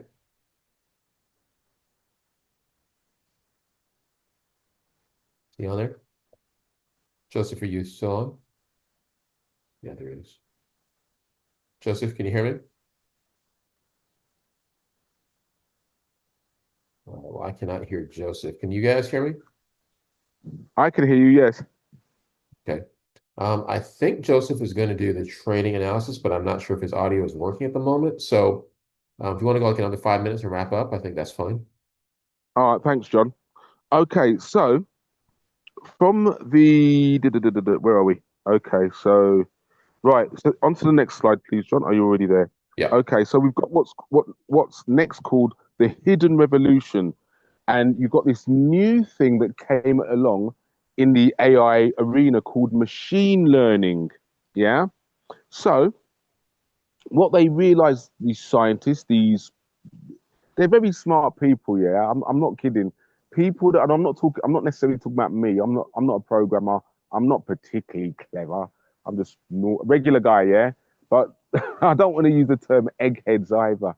But these extremely smart people, they're like, I don't know, they've got like PhDs in, I don't know, quantum physics, and they're very, very smart people, especially when it comes to mathematics and engineering. Yeah, very, very clever people. Basically, what they realized was that they needed to do, they needed, instead of giving the computers instructions, they realized they needed the computers to have the ability to learn for themselves. Yeah. So you'll notice there is a bit of a jump. Well, not even a bit. It's about like a 15-year jump there, or 11-year jump there. The next thing that we see is this computer called Hello? Deep Blue. Hello. Okay, I wanted to confirm myself. Is that Joseph? Yeah, yeah. Okay, yeah, your audio is working. Were you going to comment, or you were just making sure your audio is okay? Sorry? Were you going to comment, or are you just checking your audio? Okay, yeah. Okay, yeah, go ahead and finish up. Okay. Okay, sure. So around 97, we have this computer called Deep Blue, yeah, which is a computer built by IBM. This computer did something that was a world's first, basically, where you had a machine beating a world champion at chess. And why chess? Because chess is one of those games where even though it's a board game, yeah, I think there is or there are an infinite number of moves. So to teach a machine, or for a machine to learn how to beat a I think they're called world grandmasters or world chess. I think they're called grandmasters when it comes to chess. But anyway, the guy's name was Gary Kasparov, and he was beaten by a machine. Yeah. And this machine, as we just said, it was called Deep Blue, made by IBM. Right. Okay, I'm just going to finish on this last part here. And what I'm going to do, I'm going to put the rest of the presentation into a web page, as I said, which I'll give to John. But I'll just finish up by saying one of the things that made AI possible was the fact that the internet came along. The internet was invented because all of a sudden now, huge amounts of data are being made accessible through a single connection. Yeah, meaning, like, even yourself right now, you yourself access infinite amounts of information through your one telephone or Wi-Fi connection. Yeah. Right. I'm going to leave it there because I don't want to run over time. So thanks very much for listening, everyone. I hope you're still awake. Yeah, Clifford, this is a great one and really important for us. We're going to try to incorporate AI more and more. So maybe we'll be able to have you come back and do some more on it, maybe in an upcoming meetup. Like, we got a question here asking if you have a course or you teach it. I think maybe you want to tell them about your platform as well. I can give them, Yes. What actually I'm give going to you do, links. I have a link to John, it as well. Yeah, I have my John, link. Let me just yeah, there. Hold on. if you can paste your I link, will that would be paste it right ideal. in there. Give me 1 second, Yeah. Jacqueline. So there's a link for it for you to join his platform. It's a link from our Wakanda meetup. We're affiliate for him. And let me see if I can find it really quickly here. Here it is. Okay. So you can use that So, link and sign up. And I'm not sure if they get some kind of a bonus or benefit from that, but I'm sharing that in the chat now. so to answer your question, yes, we do. I built a website called Hive, me and a team of other people. We've built a platform called Hive, and yes, we've got a lot of information on there, and we have about 7 different courses, one of which covers AI, very in depth, and it takes you right from being a beginner to being an advanced learner. Yeah.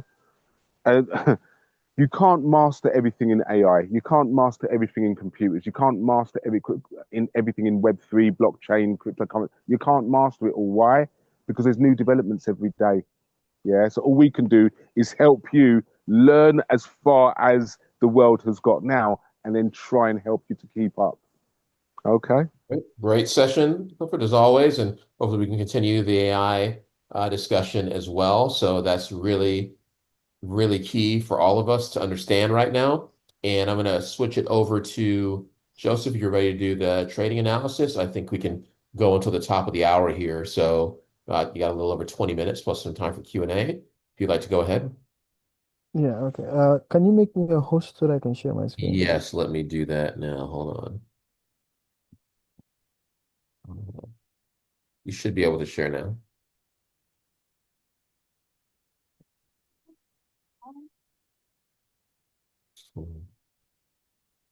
Is it working for you to share? Yeah, you're good. Yeah. Okay. Okay. So I'll just make this quick and brief. From our previous meeting, I think I spoke about the price movement on Bitcoin, and it has been bearish for a while now. For a couple of weeks now, Bitcoin has just been going down. The movement to the upside has been just more of a correction or a pullback. More of the moves we are seeing are the impulsive moves to the downside. So what we are seeing is prices from here, we see correction, impulse, correction, impulse. Now, this could be a potential correction for an impulse, but it's still very quick to conclude to that because this same level, let me just remove this, could be another turning point for price to go up. But as I would always say, observation is key. And most often when you see price giving a certain behavior, one, two times, most likely you would see it happen again. So we want to be very careful on when we want to jump on the buys. Fundamentally, Bitcoin looks positive as far as I'm concerned, because if we look at the last 8 months, almost a year, there have been a lot of massive purchases on Bitcoin. And that only means that there is an expectation for some massive moves or gains on Bitcoin. However, we might not necessarily see this happen at a go, but I believe it will gradually unfold gradually till we see Bitcoin doing those massive numbers. So what I wanted us to also look at is this level here. Um, if for those that are following on the page, on the Wakanda page, I posted 3 scenarios, and one of the scenarios I posted, I did mention that I'm expecting Bitcoin to, let me try and see if I can get back to that. I did mention that I'm expecting Bitcoin to give us 3 behaviors, and I'm just trying to get to that as quick as possible. Just give me a minute. Let me just highlight it out. For those who didn't get the access to go through that setup, this will just help us understand where I'm actually coming from and why I'm looking at price from that perspective. I'm just going back on our Wakanda page to see if I can find those posts. Please give me a minute. Let me just search for it. Oh, John, can you go on the page and just tag that post if possible? Which one? Which post? The post I made on the 3 scenarios I was expecting Bitcoin to give us. I posted them, scenario All right, one, let me two, see and if I can three. find it. Hold on. Yeah, if you can type scenario on the search bar, I think my post should come up. Okay. You can just tag it, so I'll just have it immediately Okay, give on me a page. moment. Scenario. Searching for it. Okay, I see a few scenarios here, so I'm going to just forward this. Tag one, just tag one. Tag Tag. one, just tag one and leave a message so it will be at the bottom of the Okay, chats. I just pinned it. Okay. Uh, Okay. Is Is on that the the one? pin? I pinned it. I'm going to forward it back to the group again. Let's see if that's what you're looking for. So I'm So forwarding it. what It should be at you, the bottom. okay. Okay, I think I've seen it. I've seen it. Okay, thank you. Let me just increase, let me just add this.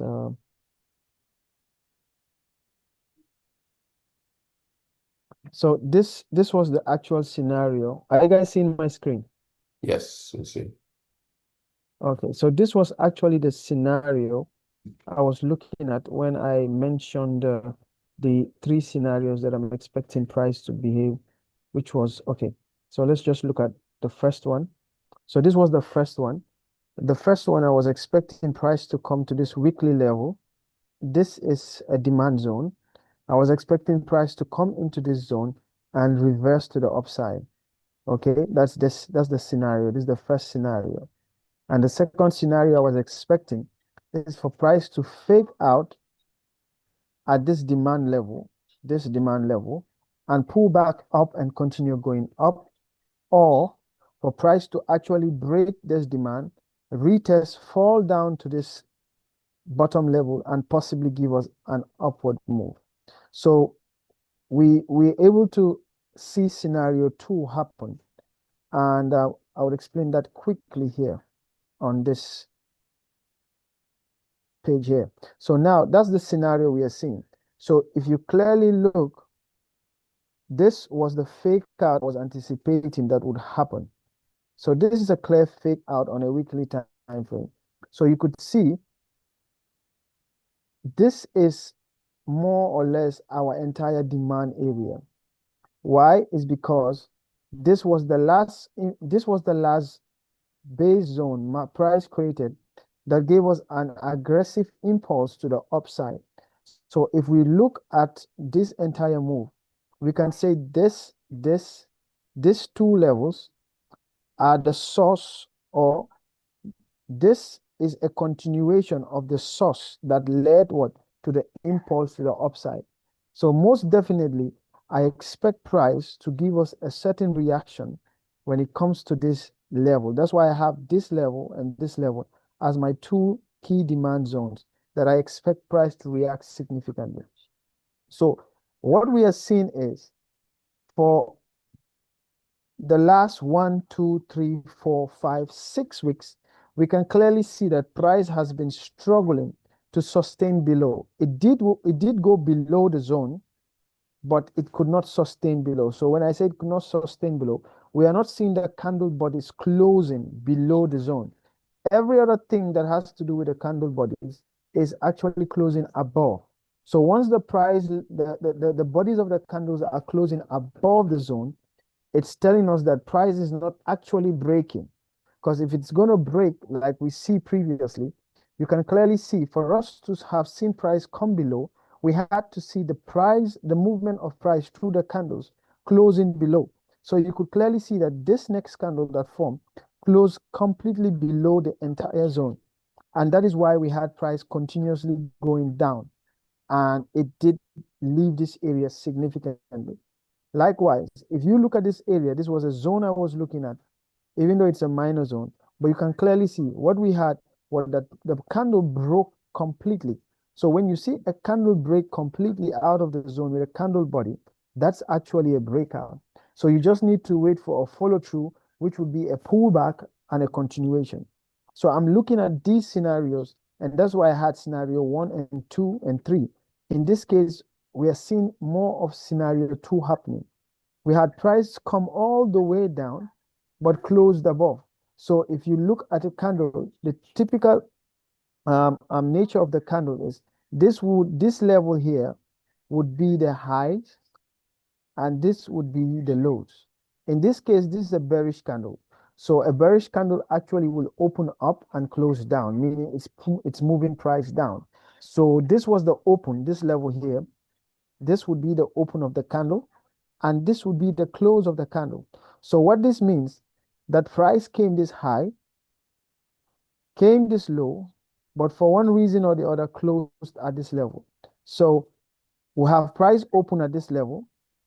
If we witness it, we can say it first went up or it first went down. But however, we know for sure that after price opened at this level, for one reason or the other, it went this high at 78,909 and came back all the way down to 59,882, but eventually closed at 70,183. So we know for a fact that this was the entire activity on this session, but this was what was captured throughout that week, that price opened at this level and closed at this level. The same thing happens to the rest of the candles. But one thing that is very significant is the level of rejection. If you look at the wick, this tail you see below the candle body is what we call the wick or the shadow. Now the wicks or the shadows shows us the highs and lows and rejection of price. So this simply means bears managed to push the market this low, but bulls, buyers, forced in price back up. So you can see there is a level of resistance that buyers are putting in this market, because we are also seeing that this is a demand zone.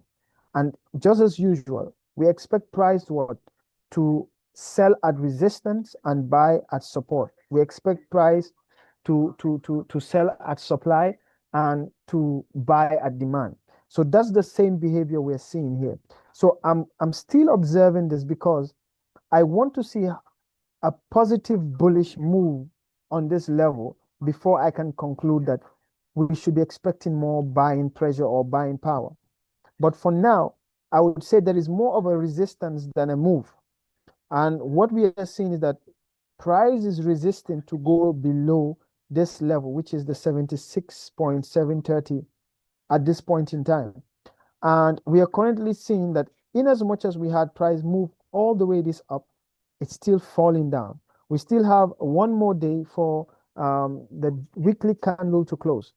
If this candle doesn't close positive, bullish, I would still want to wait for more confirmation.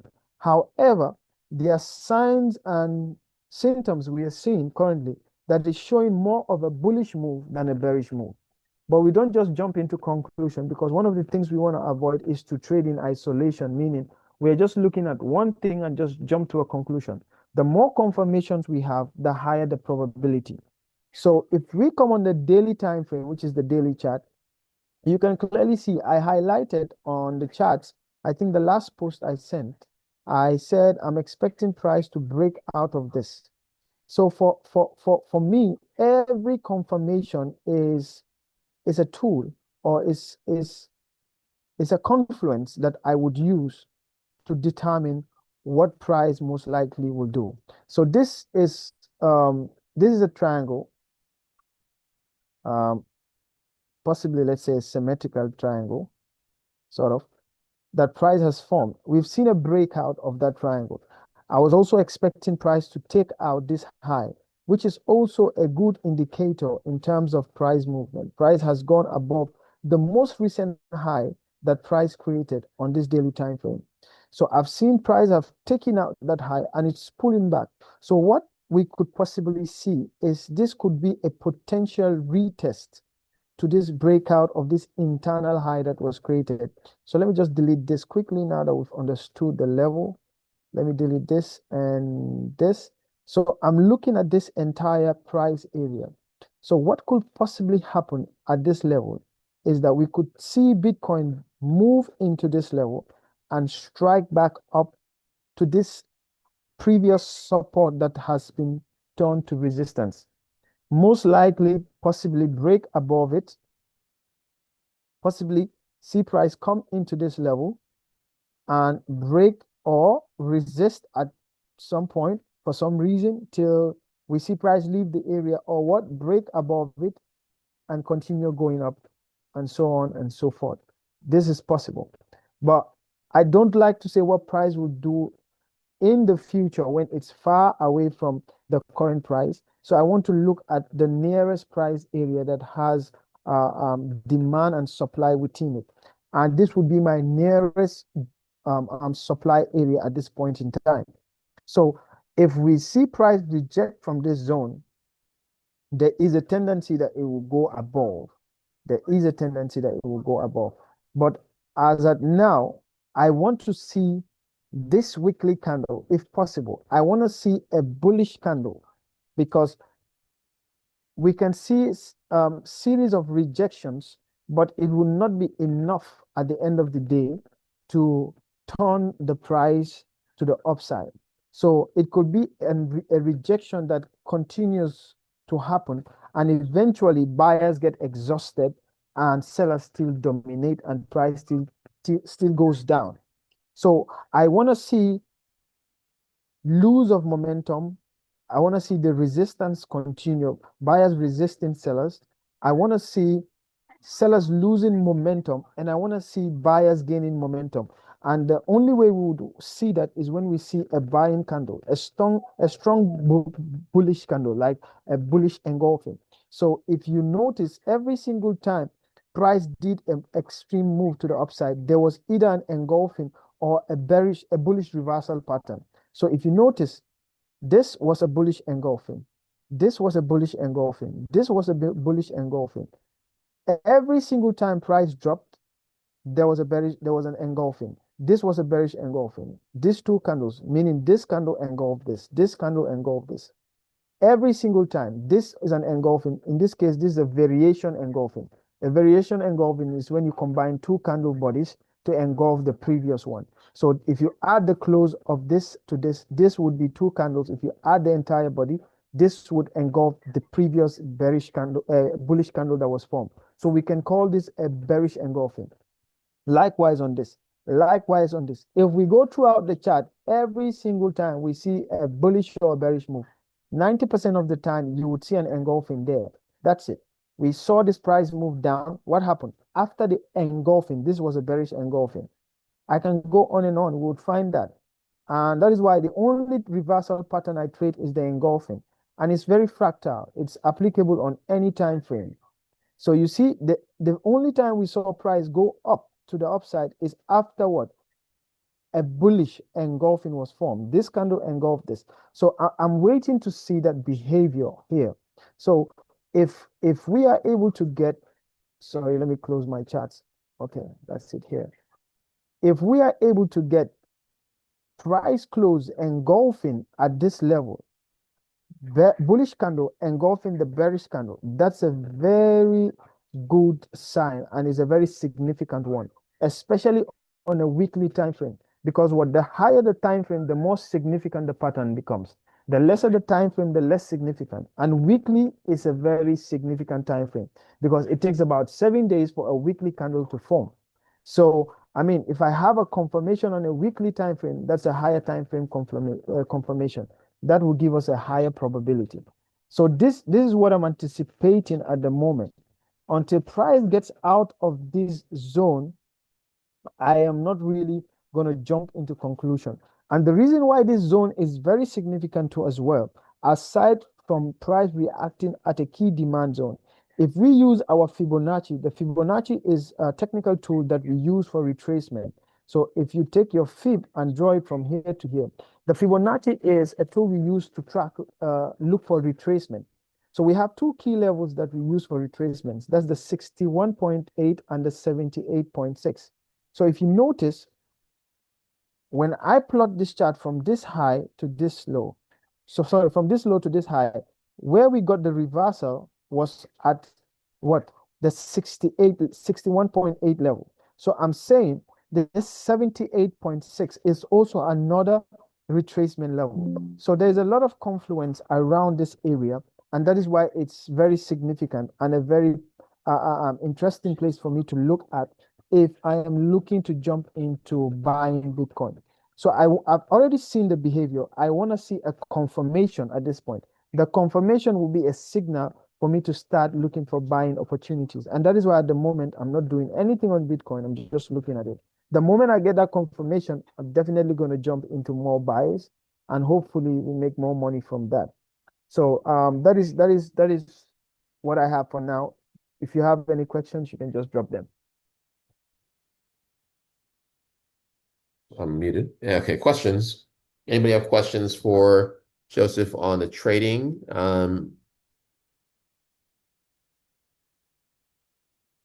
Bitcoin or any other tokens or coins or digital assets as well.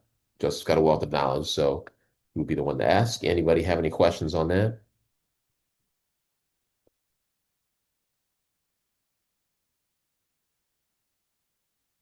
Someone put a question in the chat, John. Okay, let's see. Okay, Selim says, thank you for this analysis. Which time frame to look at for the next confirmation to buy?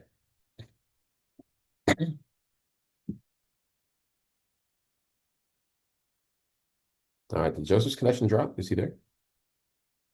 I think his connection might have just dropped. Okay, I think we'll have to come back to that question. Let's see if he's able to reconnect.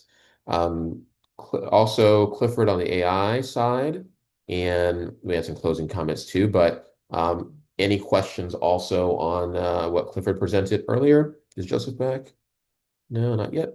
Okay, any questions for any of our topics here? And we will see if Joseph is back. Selim, if you're not in the Telegram group already, please do join the Telegram group and you can ask questions there as well. Joseph is in the group. He posts frequently, so we have daily discussion. I'm going to give you a link for that, so just give me a moment here. Okay, so I'm going to copy the link here and put that in the chat. There he is. He's coming back in. Okay, so you are in the Telegram group. Good. So if anybody needs to join the Telegram group, there it is. You can join and ask questions. Joseph is back. And then Tim, I see you also have a question, but Joseph, we have a question from Selim. She said, thank you for this analysis. Which time frame to look at for the next confirmation to buy? For long-term holders, I would advise you look at the weekly time frame. Looking at the nature of price at the moment, a weekly time frame confirmation will have a higher probability compared to anything lesser than that. Okay, so the weekly is where you look at it. Got it. All Yes. right. And Tema, so it looks like she's got a thumbs up on that. Tema, you had a question? Yes, I have a question for you, Joseph, and what was the guy that spoke earlier? Was it Clifford? Clifford, yeah. Yeah, I wanted to know how the stock market, crypto, how everything is affected with what's currently going on. I don't know if the question was answered with the war that's going on. How does it affect the market, Bitcoin, Ethereum? How does it affect? Yeah, that's what I wanted to ask. So what I would say to that question is there are two ways in which the market is affected. From a technical perspective, we have technical indicators that we look at that tends to be a sign that this will affect the movement of price. And we also have another perspective that we look at market to determine how it's going to be affected. That's the fundamentals. And fundamental has to do with the activities that happen within the economy of whatever asset you, in this case, in whatever currency. We'll definitely factor on currencies in terms of what would happen to Bitcoin and generally the digital space, because one way or the other, they are intertwined. Because once the let's say, for example, the US dollar, for example, the moment we see certain things begin to happen in the US, the first thing it affects is the dollar. And whatever affects the dollar affects everything that is connected to the dollar. I don't know if that makes sense. Okay. John, what do you think? I do have some other comments on this as well. Historically, a lot of times you'll see transitions, like financial transitions or things in assets when you have war, unfortunately. For many who know, the military industrial complex is a very big part of how the US and the West operates, right? So there is a lot of often wealth that is transferred and it will go to certain assets. It might go to gold if people are getting, very, very shaky about, the way things are. It could actually go into Bitcoin or transition to push people into digital assets as well. In some cases, for instance, when we had this stuff happening in Ukraine, which is still going on, a lot of people started using Bitcoin because they couldn't get access to any other money. We've also seen that, like at Afghanistan, I think there were women who weren't able to get anything, and they were actually humanitarian, was able to send that way. So often wars, unfortunately, will cause a shift in the way that, in assets and finances, and obviously it can go for or against a certain asset class, but historically, this could actually be a shift that pushes us further into digital assets. And that is definitely possible. So, I mean, that's a perspective I would give. And also, I would like to add something with regards to everything that is happening. There are certain happenings that affect certain assets compared to others. So, for example, with the war that is going on, you would notice that many investors would rather put their investments into metals. So you would see a lot of activity on the gold, and you would see price of gold and oil starting to move significantly. Because what happened is, once an economy is affected, people will run away from it. So you don't want to put your money on something that most likely will encounter issues. So what would happen is the sentiment will begin to change. And the narratives that are put out there, especially on the news, the forecast, economic data release, all of these contribute to how people will react, especially investors. So what you would want to do is understand the dynamics between how assets are affected and how the fundamentals around these assets come out. So when you're able to find a better way to understand this, then you can understand what kind of portfolios you should be having and how you should manage them. When it comes to crypto, at the moment, I would say, crypto is going to move more because now everything is going digital, and people want to have full control over their assets, and crypto is offering that in every form you can think of. So what people would definitely do is adapt to this technology, and the more blockchain revolves, the more technology grows, especially AI, because AI, for example, is all revolves around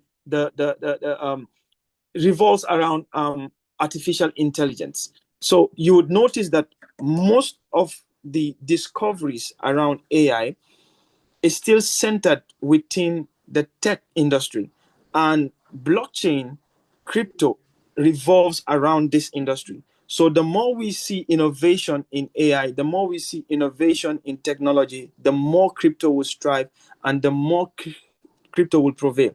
Because what would happen is that the ecosystem will grow significantly, adaptation will grow significantly, and the more people we have on board, the more people believe in crypto, the more crypto will grow.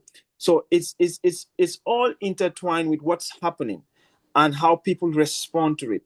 So if we have people saying so many things negative about crypto, or there is a lot of fundamentals going out there saying what crypto is doing that is affecting investments, that is affecting the economy, what you would see is that people will start to run out of it. But if we're seeing that it's bringing solution to the finance world, people are going to embrace it. And that embracement is what brings growth. Thank you. Yeah, a lot of it, I mean, it is very much a network effect, right? Just like Facebook or the dollar or whatever it is, the more people use something is the more valuable it becomes, right? So it's the same thing with Bitcoin, same thing with crypto and digital assets. The more people use it, the more valuable it becomes. And obviously, these big companies and institutions are using it a lot. But we also want to see regular people benefiting from it. Regular, like we talked in the video, because in the beginning, you saw Stafford Massey. Maybe I'll play a little clip from it at the end here too. But we really want to see regular people benefiting, because that's what Bitcoin was made for. It was made for regular people, not for huge institutions. It was made for you and me, right? So cool. Other questions or follow-up question on that one? I hope we're able to answer your question. Yes, you did. Thank you. Hello, welcome, Jared. All right.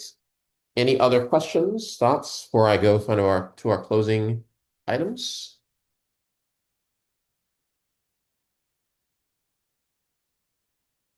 Okay, so we shared a few things here. I'm going to share in closing. I know a lot of you were not here at the beginning, so I'm going to share because I just think this is such a powerful, impactful, a really important video. I'm going to play a little bit more of it just for some of you guys who didn't get to see at the beginning. This is the interview. It'll be in our Telegram group with Stafford Massey. This is on Coin Stories, the Natalie Bernay program. So I'm going to just pull that up really quickly. I'm going to play just another clip of it. So I want you guys to get a flavor who were not here at the beginning. I was like 2-3 minutes, but I want you to just get that. We always say, like, we think Bitcoin was made for us, not for you guys. Because when you guys talk about Bitcoin, you talk about Bitcoin in a way that we don't fully comprehend. We don't understand what your issues are. You guys are number go up, number go down. You worried about the price. We like, have you forgotten what this thing is? It's immutable. It's decentralized. It gives me power that I've never had before. So if you go back to Africa, I think you go back to what Bitcoin was made for. You actually have the youngest population, right? A lot of people getting into Bitcoin. Yeah. So first, just share your backstory for those who aren't familiar with who you are, what you do. Share with us your backstory, how you got into Bitcoin, and what ABC is. So my backstory is I've been in Bitcoin since 2014. I got in when I was building a little device that plugged into a phone that converted the phone into a card acceptance machine. It was more or less the same time Jack Dorsey was doing it. But when Square was doing it, he was plugging a little white dongle into the phone, and he had an easy job because you guys in the United States were doing only mag swipes.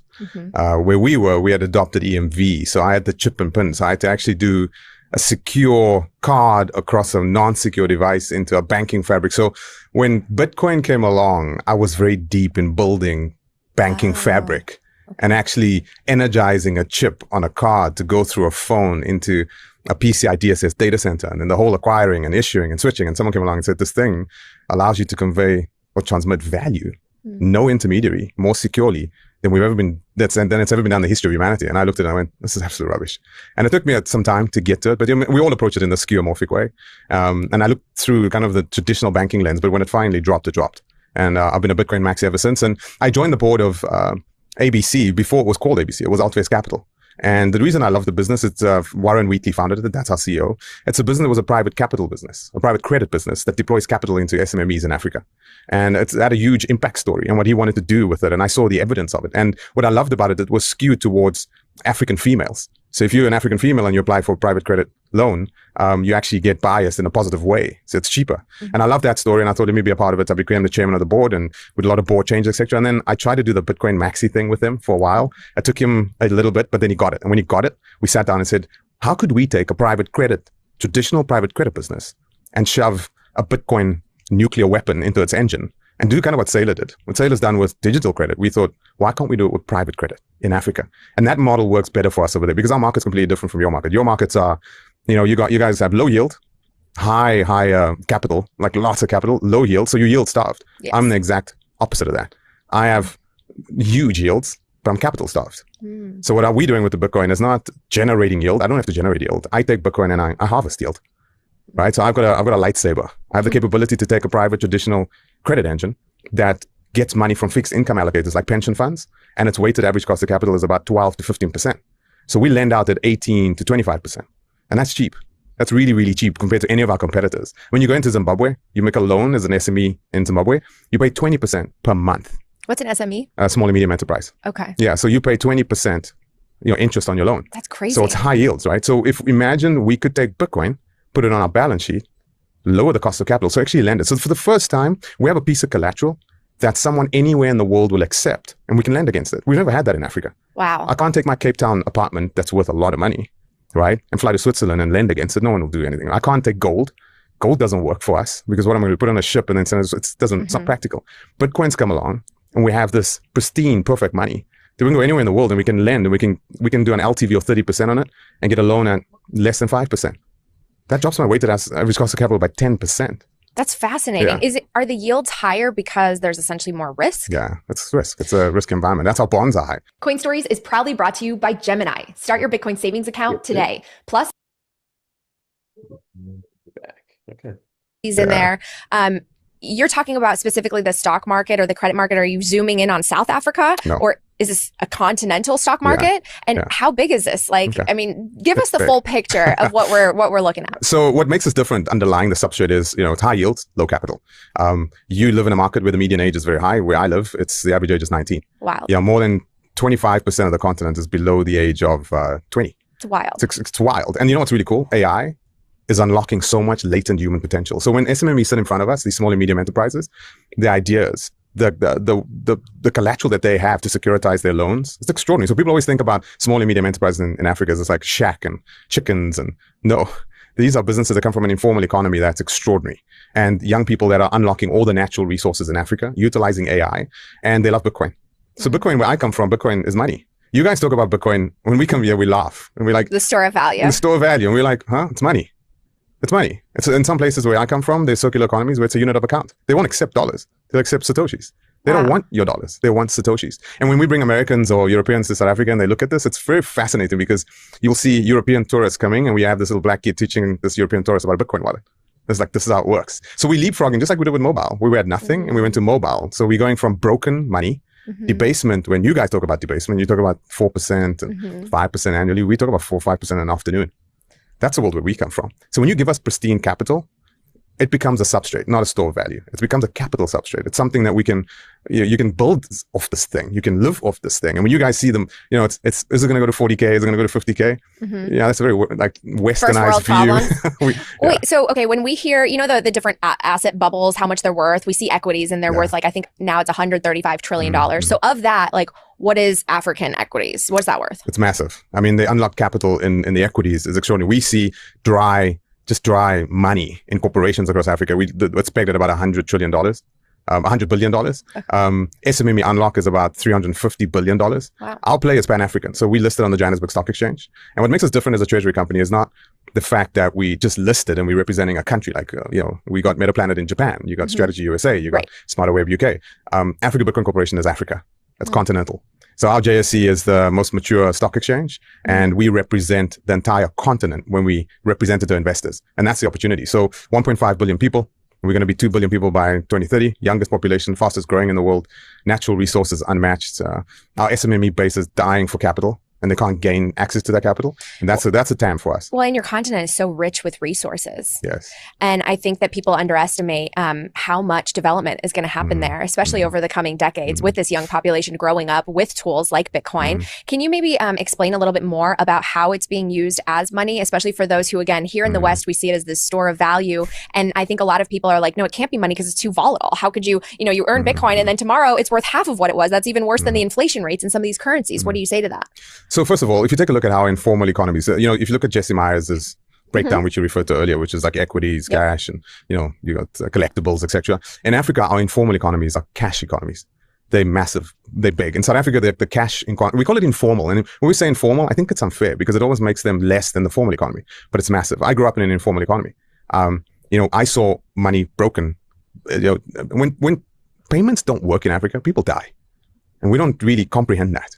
And so when you take a look at what we do with money in the informal economy, first of all, the size of that, arguably in South Africa alone, is 30 times the GDP of South Africa. But it's unmeasured. We don't know how big it is. We think it's about 30 times the size. But when I grew up, cash was very well structured, very sophisticated. An ATM to me when I grew up was a black lady that lived a couple of streets from our block. I knocked at a window at 11 o'clock at night and I told her I need 100 Rand.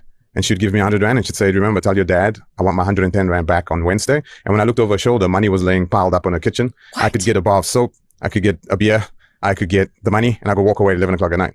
It's extraordinary. No one would touch that money. She's protected. Everyone knows her history. She knows everyone else. That's extreme sophistication. That's really extraordinary. Yeah, that's extraordinary. So if you take a look at that, you look at the banking world is inconvenient. But you take a look at how the informal economy has emerged around cash. Wow. It's extraordinary. We also see people that have built, All right, and I highly recommend that everybody check that out.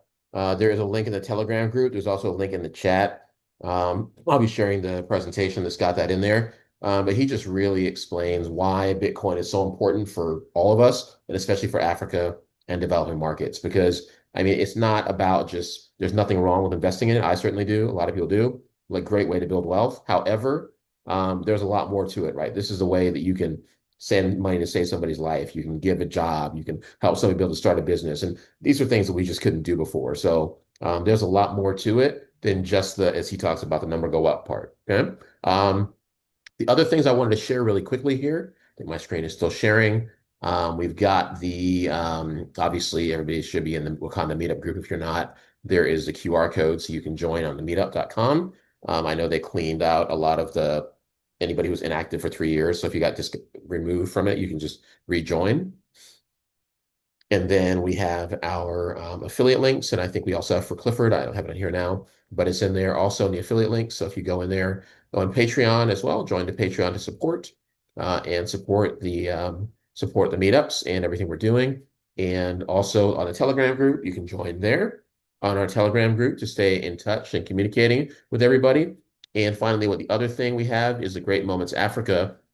And this is something that I started because, as it says, if we don't know where we come from, we don't know where we're going. And the whole idea behind this is to make sure that, we really kind of get the other side of the equation, which is that, hey, let's understand where we come from. So I use AI for this. I'm actually going to play a short, like 3-minute clip. You guys who were at the beginning, you did see this, but for those of you who were not at the beginning, you've not seen it yet. So I'm going to just grab that. I'm going to play that really quickly for you.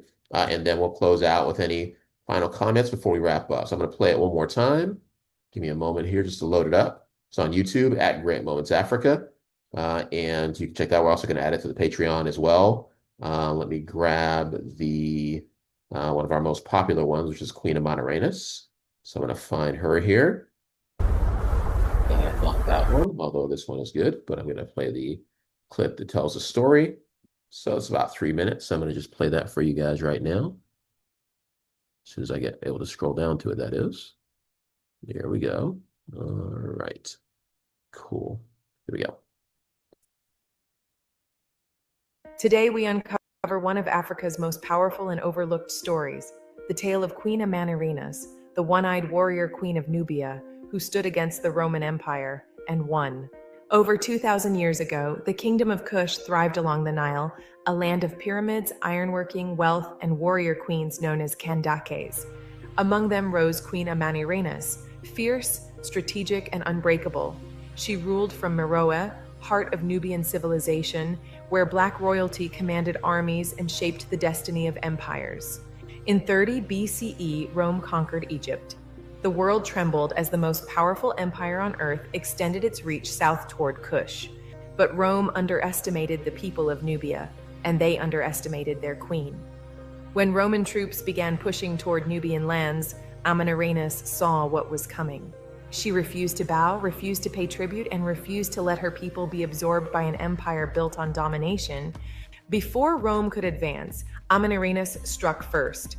Leading an army of elite Nubian archers, the deadliest in the ancient world, she crossed into Roman-occupied territory and overwhelmed fort after fort. Her warriors moved swiftly across the desert, using terrain and speed to outmaneuver Roman formations. They struck at Syene and captured territory, forcing Rome into full retreat. Amanirenas sent a message to the world: Nubia would not be conquered. Rome, humiliated, sent General Petronius with thousands of soldiers to crush Kush. They burned cities and pushed deep into the kingdom. The battles were brutal. Amanirenas herself rode into combat, losing one eye in battle, but never her resolve. She became known as the one-eyed queen who feared no empire. Despite Rome's power, the Nubians refused to break. Their archers stopped the legions again and again. Their cavalry disrupted supply lines. Their terrain swallowed Roman advances. The Romans realized they could not conquer Kush. They could not break Amanirenas. They could not win. Finally, Rome asked for peace, not domination, not tribute, peace. Amanirenas negotiated directly and secured one of the most favorable treaties Rome ever signed with another nation. The southern border was set at Hire Sicaminos, and Rome withdrew all troops. No tribute, no occupation, no submission. She had forced the greatest empire on earth to respect the sovereignty of her people. Queen Amanirenas stands as a symbol of African power, leadership, and resistance. A queen who fought Rome to a standstill, protected her kingdom, and won a peace through courage unmatched in her time. This is her story, this is African history, and this is greatness. All right, so you get the idea there. We try to tell the stories that really haven't been told, and we use AI to do it. So please do check that out. It's at Great Moments Africa on YouTube, and it's also on Facebook. And you guys can Hopefully learn something, be entertained as you do it. Any other questions or comments on anything from today that you guys would like to talk about before we wrap it up?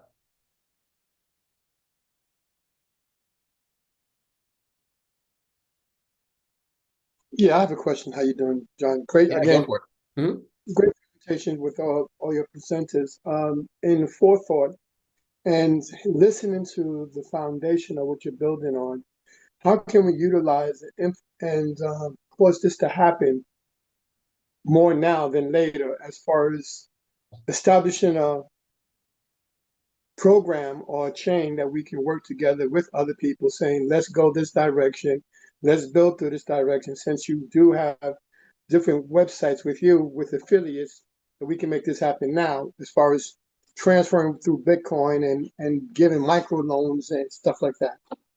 So I think there's multiple things that you can do. And we do these meetups to build community because a lot of people, for one person, you want to do it one way and you may want to, just, buy some Bitcoin or send it to somebody. You may want to educate yourself or do training. Other people want to invest in different platforms that are going on and, they want to build something, like Clifford has built a platform for education. I'm actually building one that's like tokenization, that allows people to be able to actually like build and invest in different things that are, like gold and different things and land in Africa. And that actually brings finances to different African countries and to people there. So there's quite a few things you can do. I would say the education piece, you can definitely recommend Clifford, the Hive platform, which I have the link there. Let me grab it again. I'm going to just reshare that with you guys in the chat. So you can certainly do that. It's more on the education side. Definitely join the our Telegram group because we have the daily, discussions of all the different things that are happening throughout.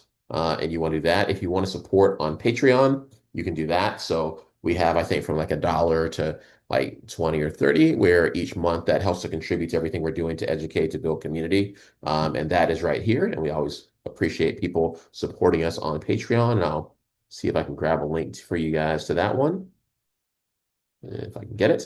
But the Patreon is here. You can also scan the QR code for it.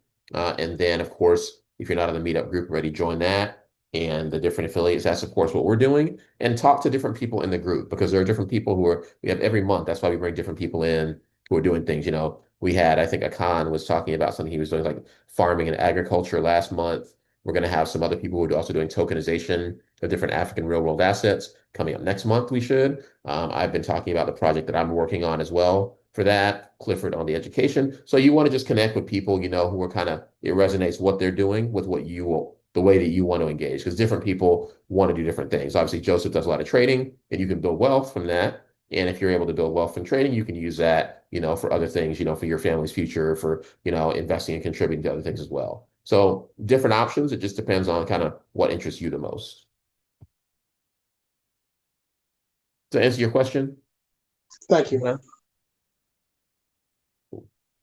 Yeah, let me see if Thank I you. can grab. Yep, no problem. Let me see if I can grab the link for the Patreons. It's not pulling up there. Other questions while I'm doing that, or other comments as we get ready to wrap up?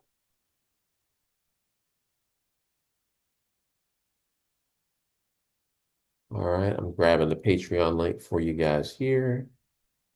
So this is the Patreon, and you can use that to sign up and support it. There is a free tier as well.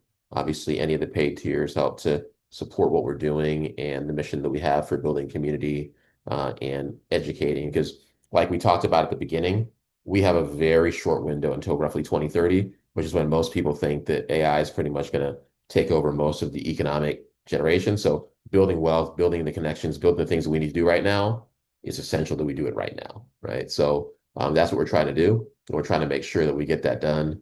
Let me share the Patreon really quickly so you guys can see that. All right, so this is the Patreon right here. You can see we have lots of posts and Mawusi and Victor and some of our team members are always updating with different things that are happening in the community. You get also access to like presentations, kind of behind the scenes stuff that we're doing, other things we're prepping, polls, discussions, and that supports our mission as well to continue to build onto, the community and to have more people join because it's, it is a network effect. I think Clifford, you were talking about this, or with that you know, the more people engage, the more valuable this becomes for all of us. And the link, I think, is in the chat. Any other questions or thoughts or comments as we wrap it up?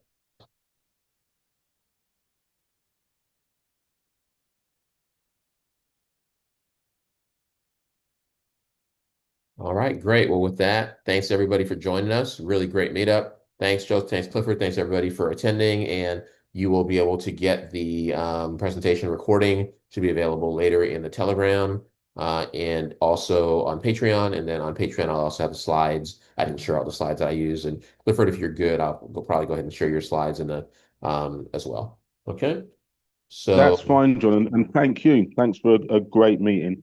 all right. Thanks, everyone. Have a great rest of your weekend. Bye.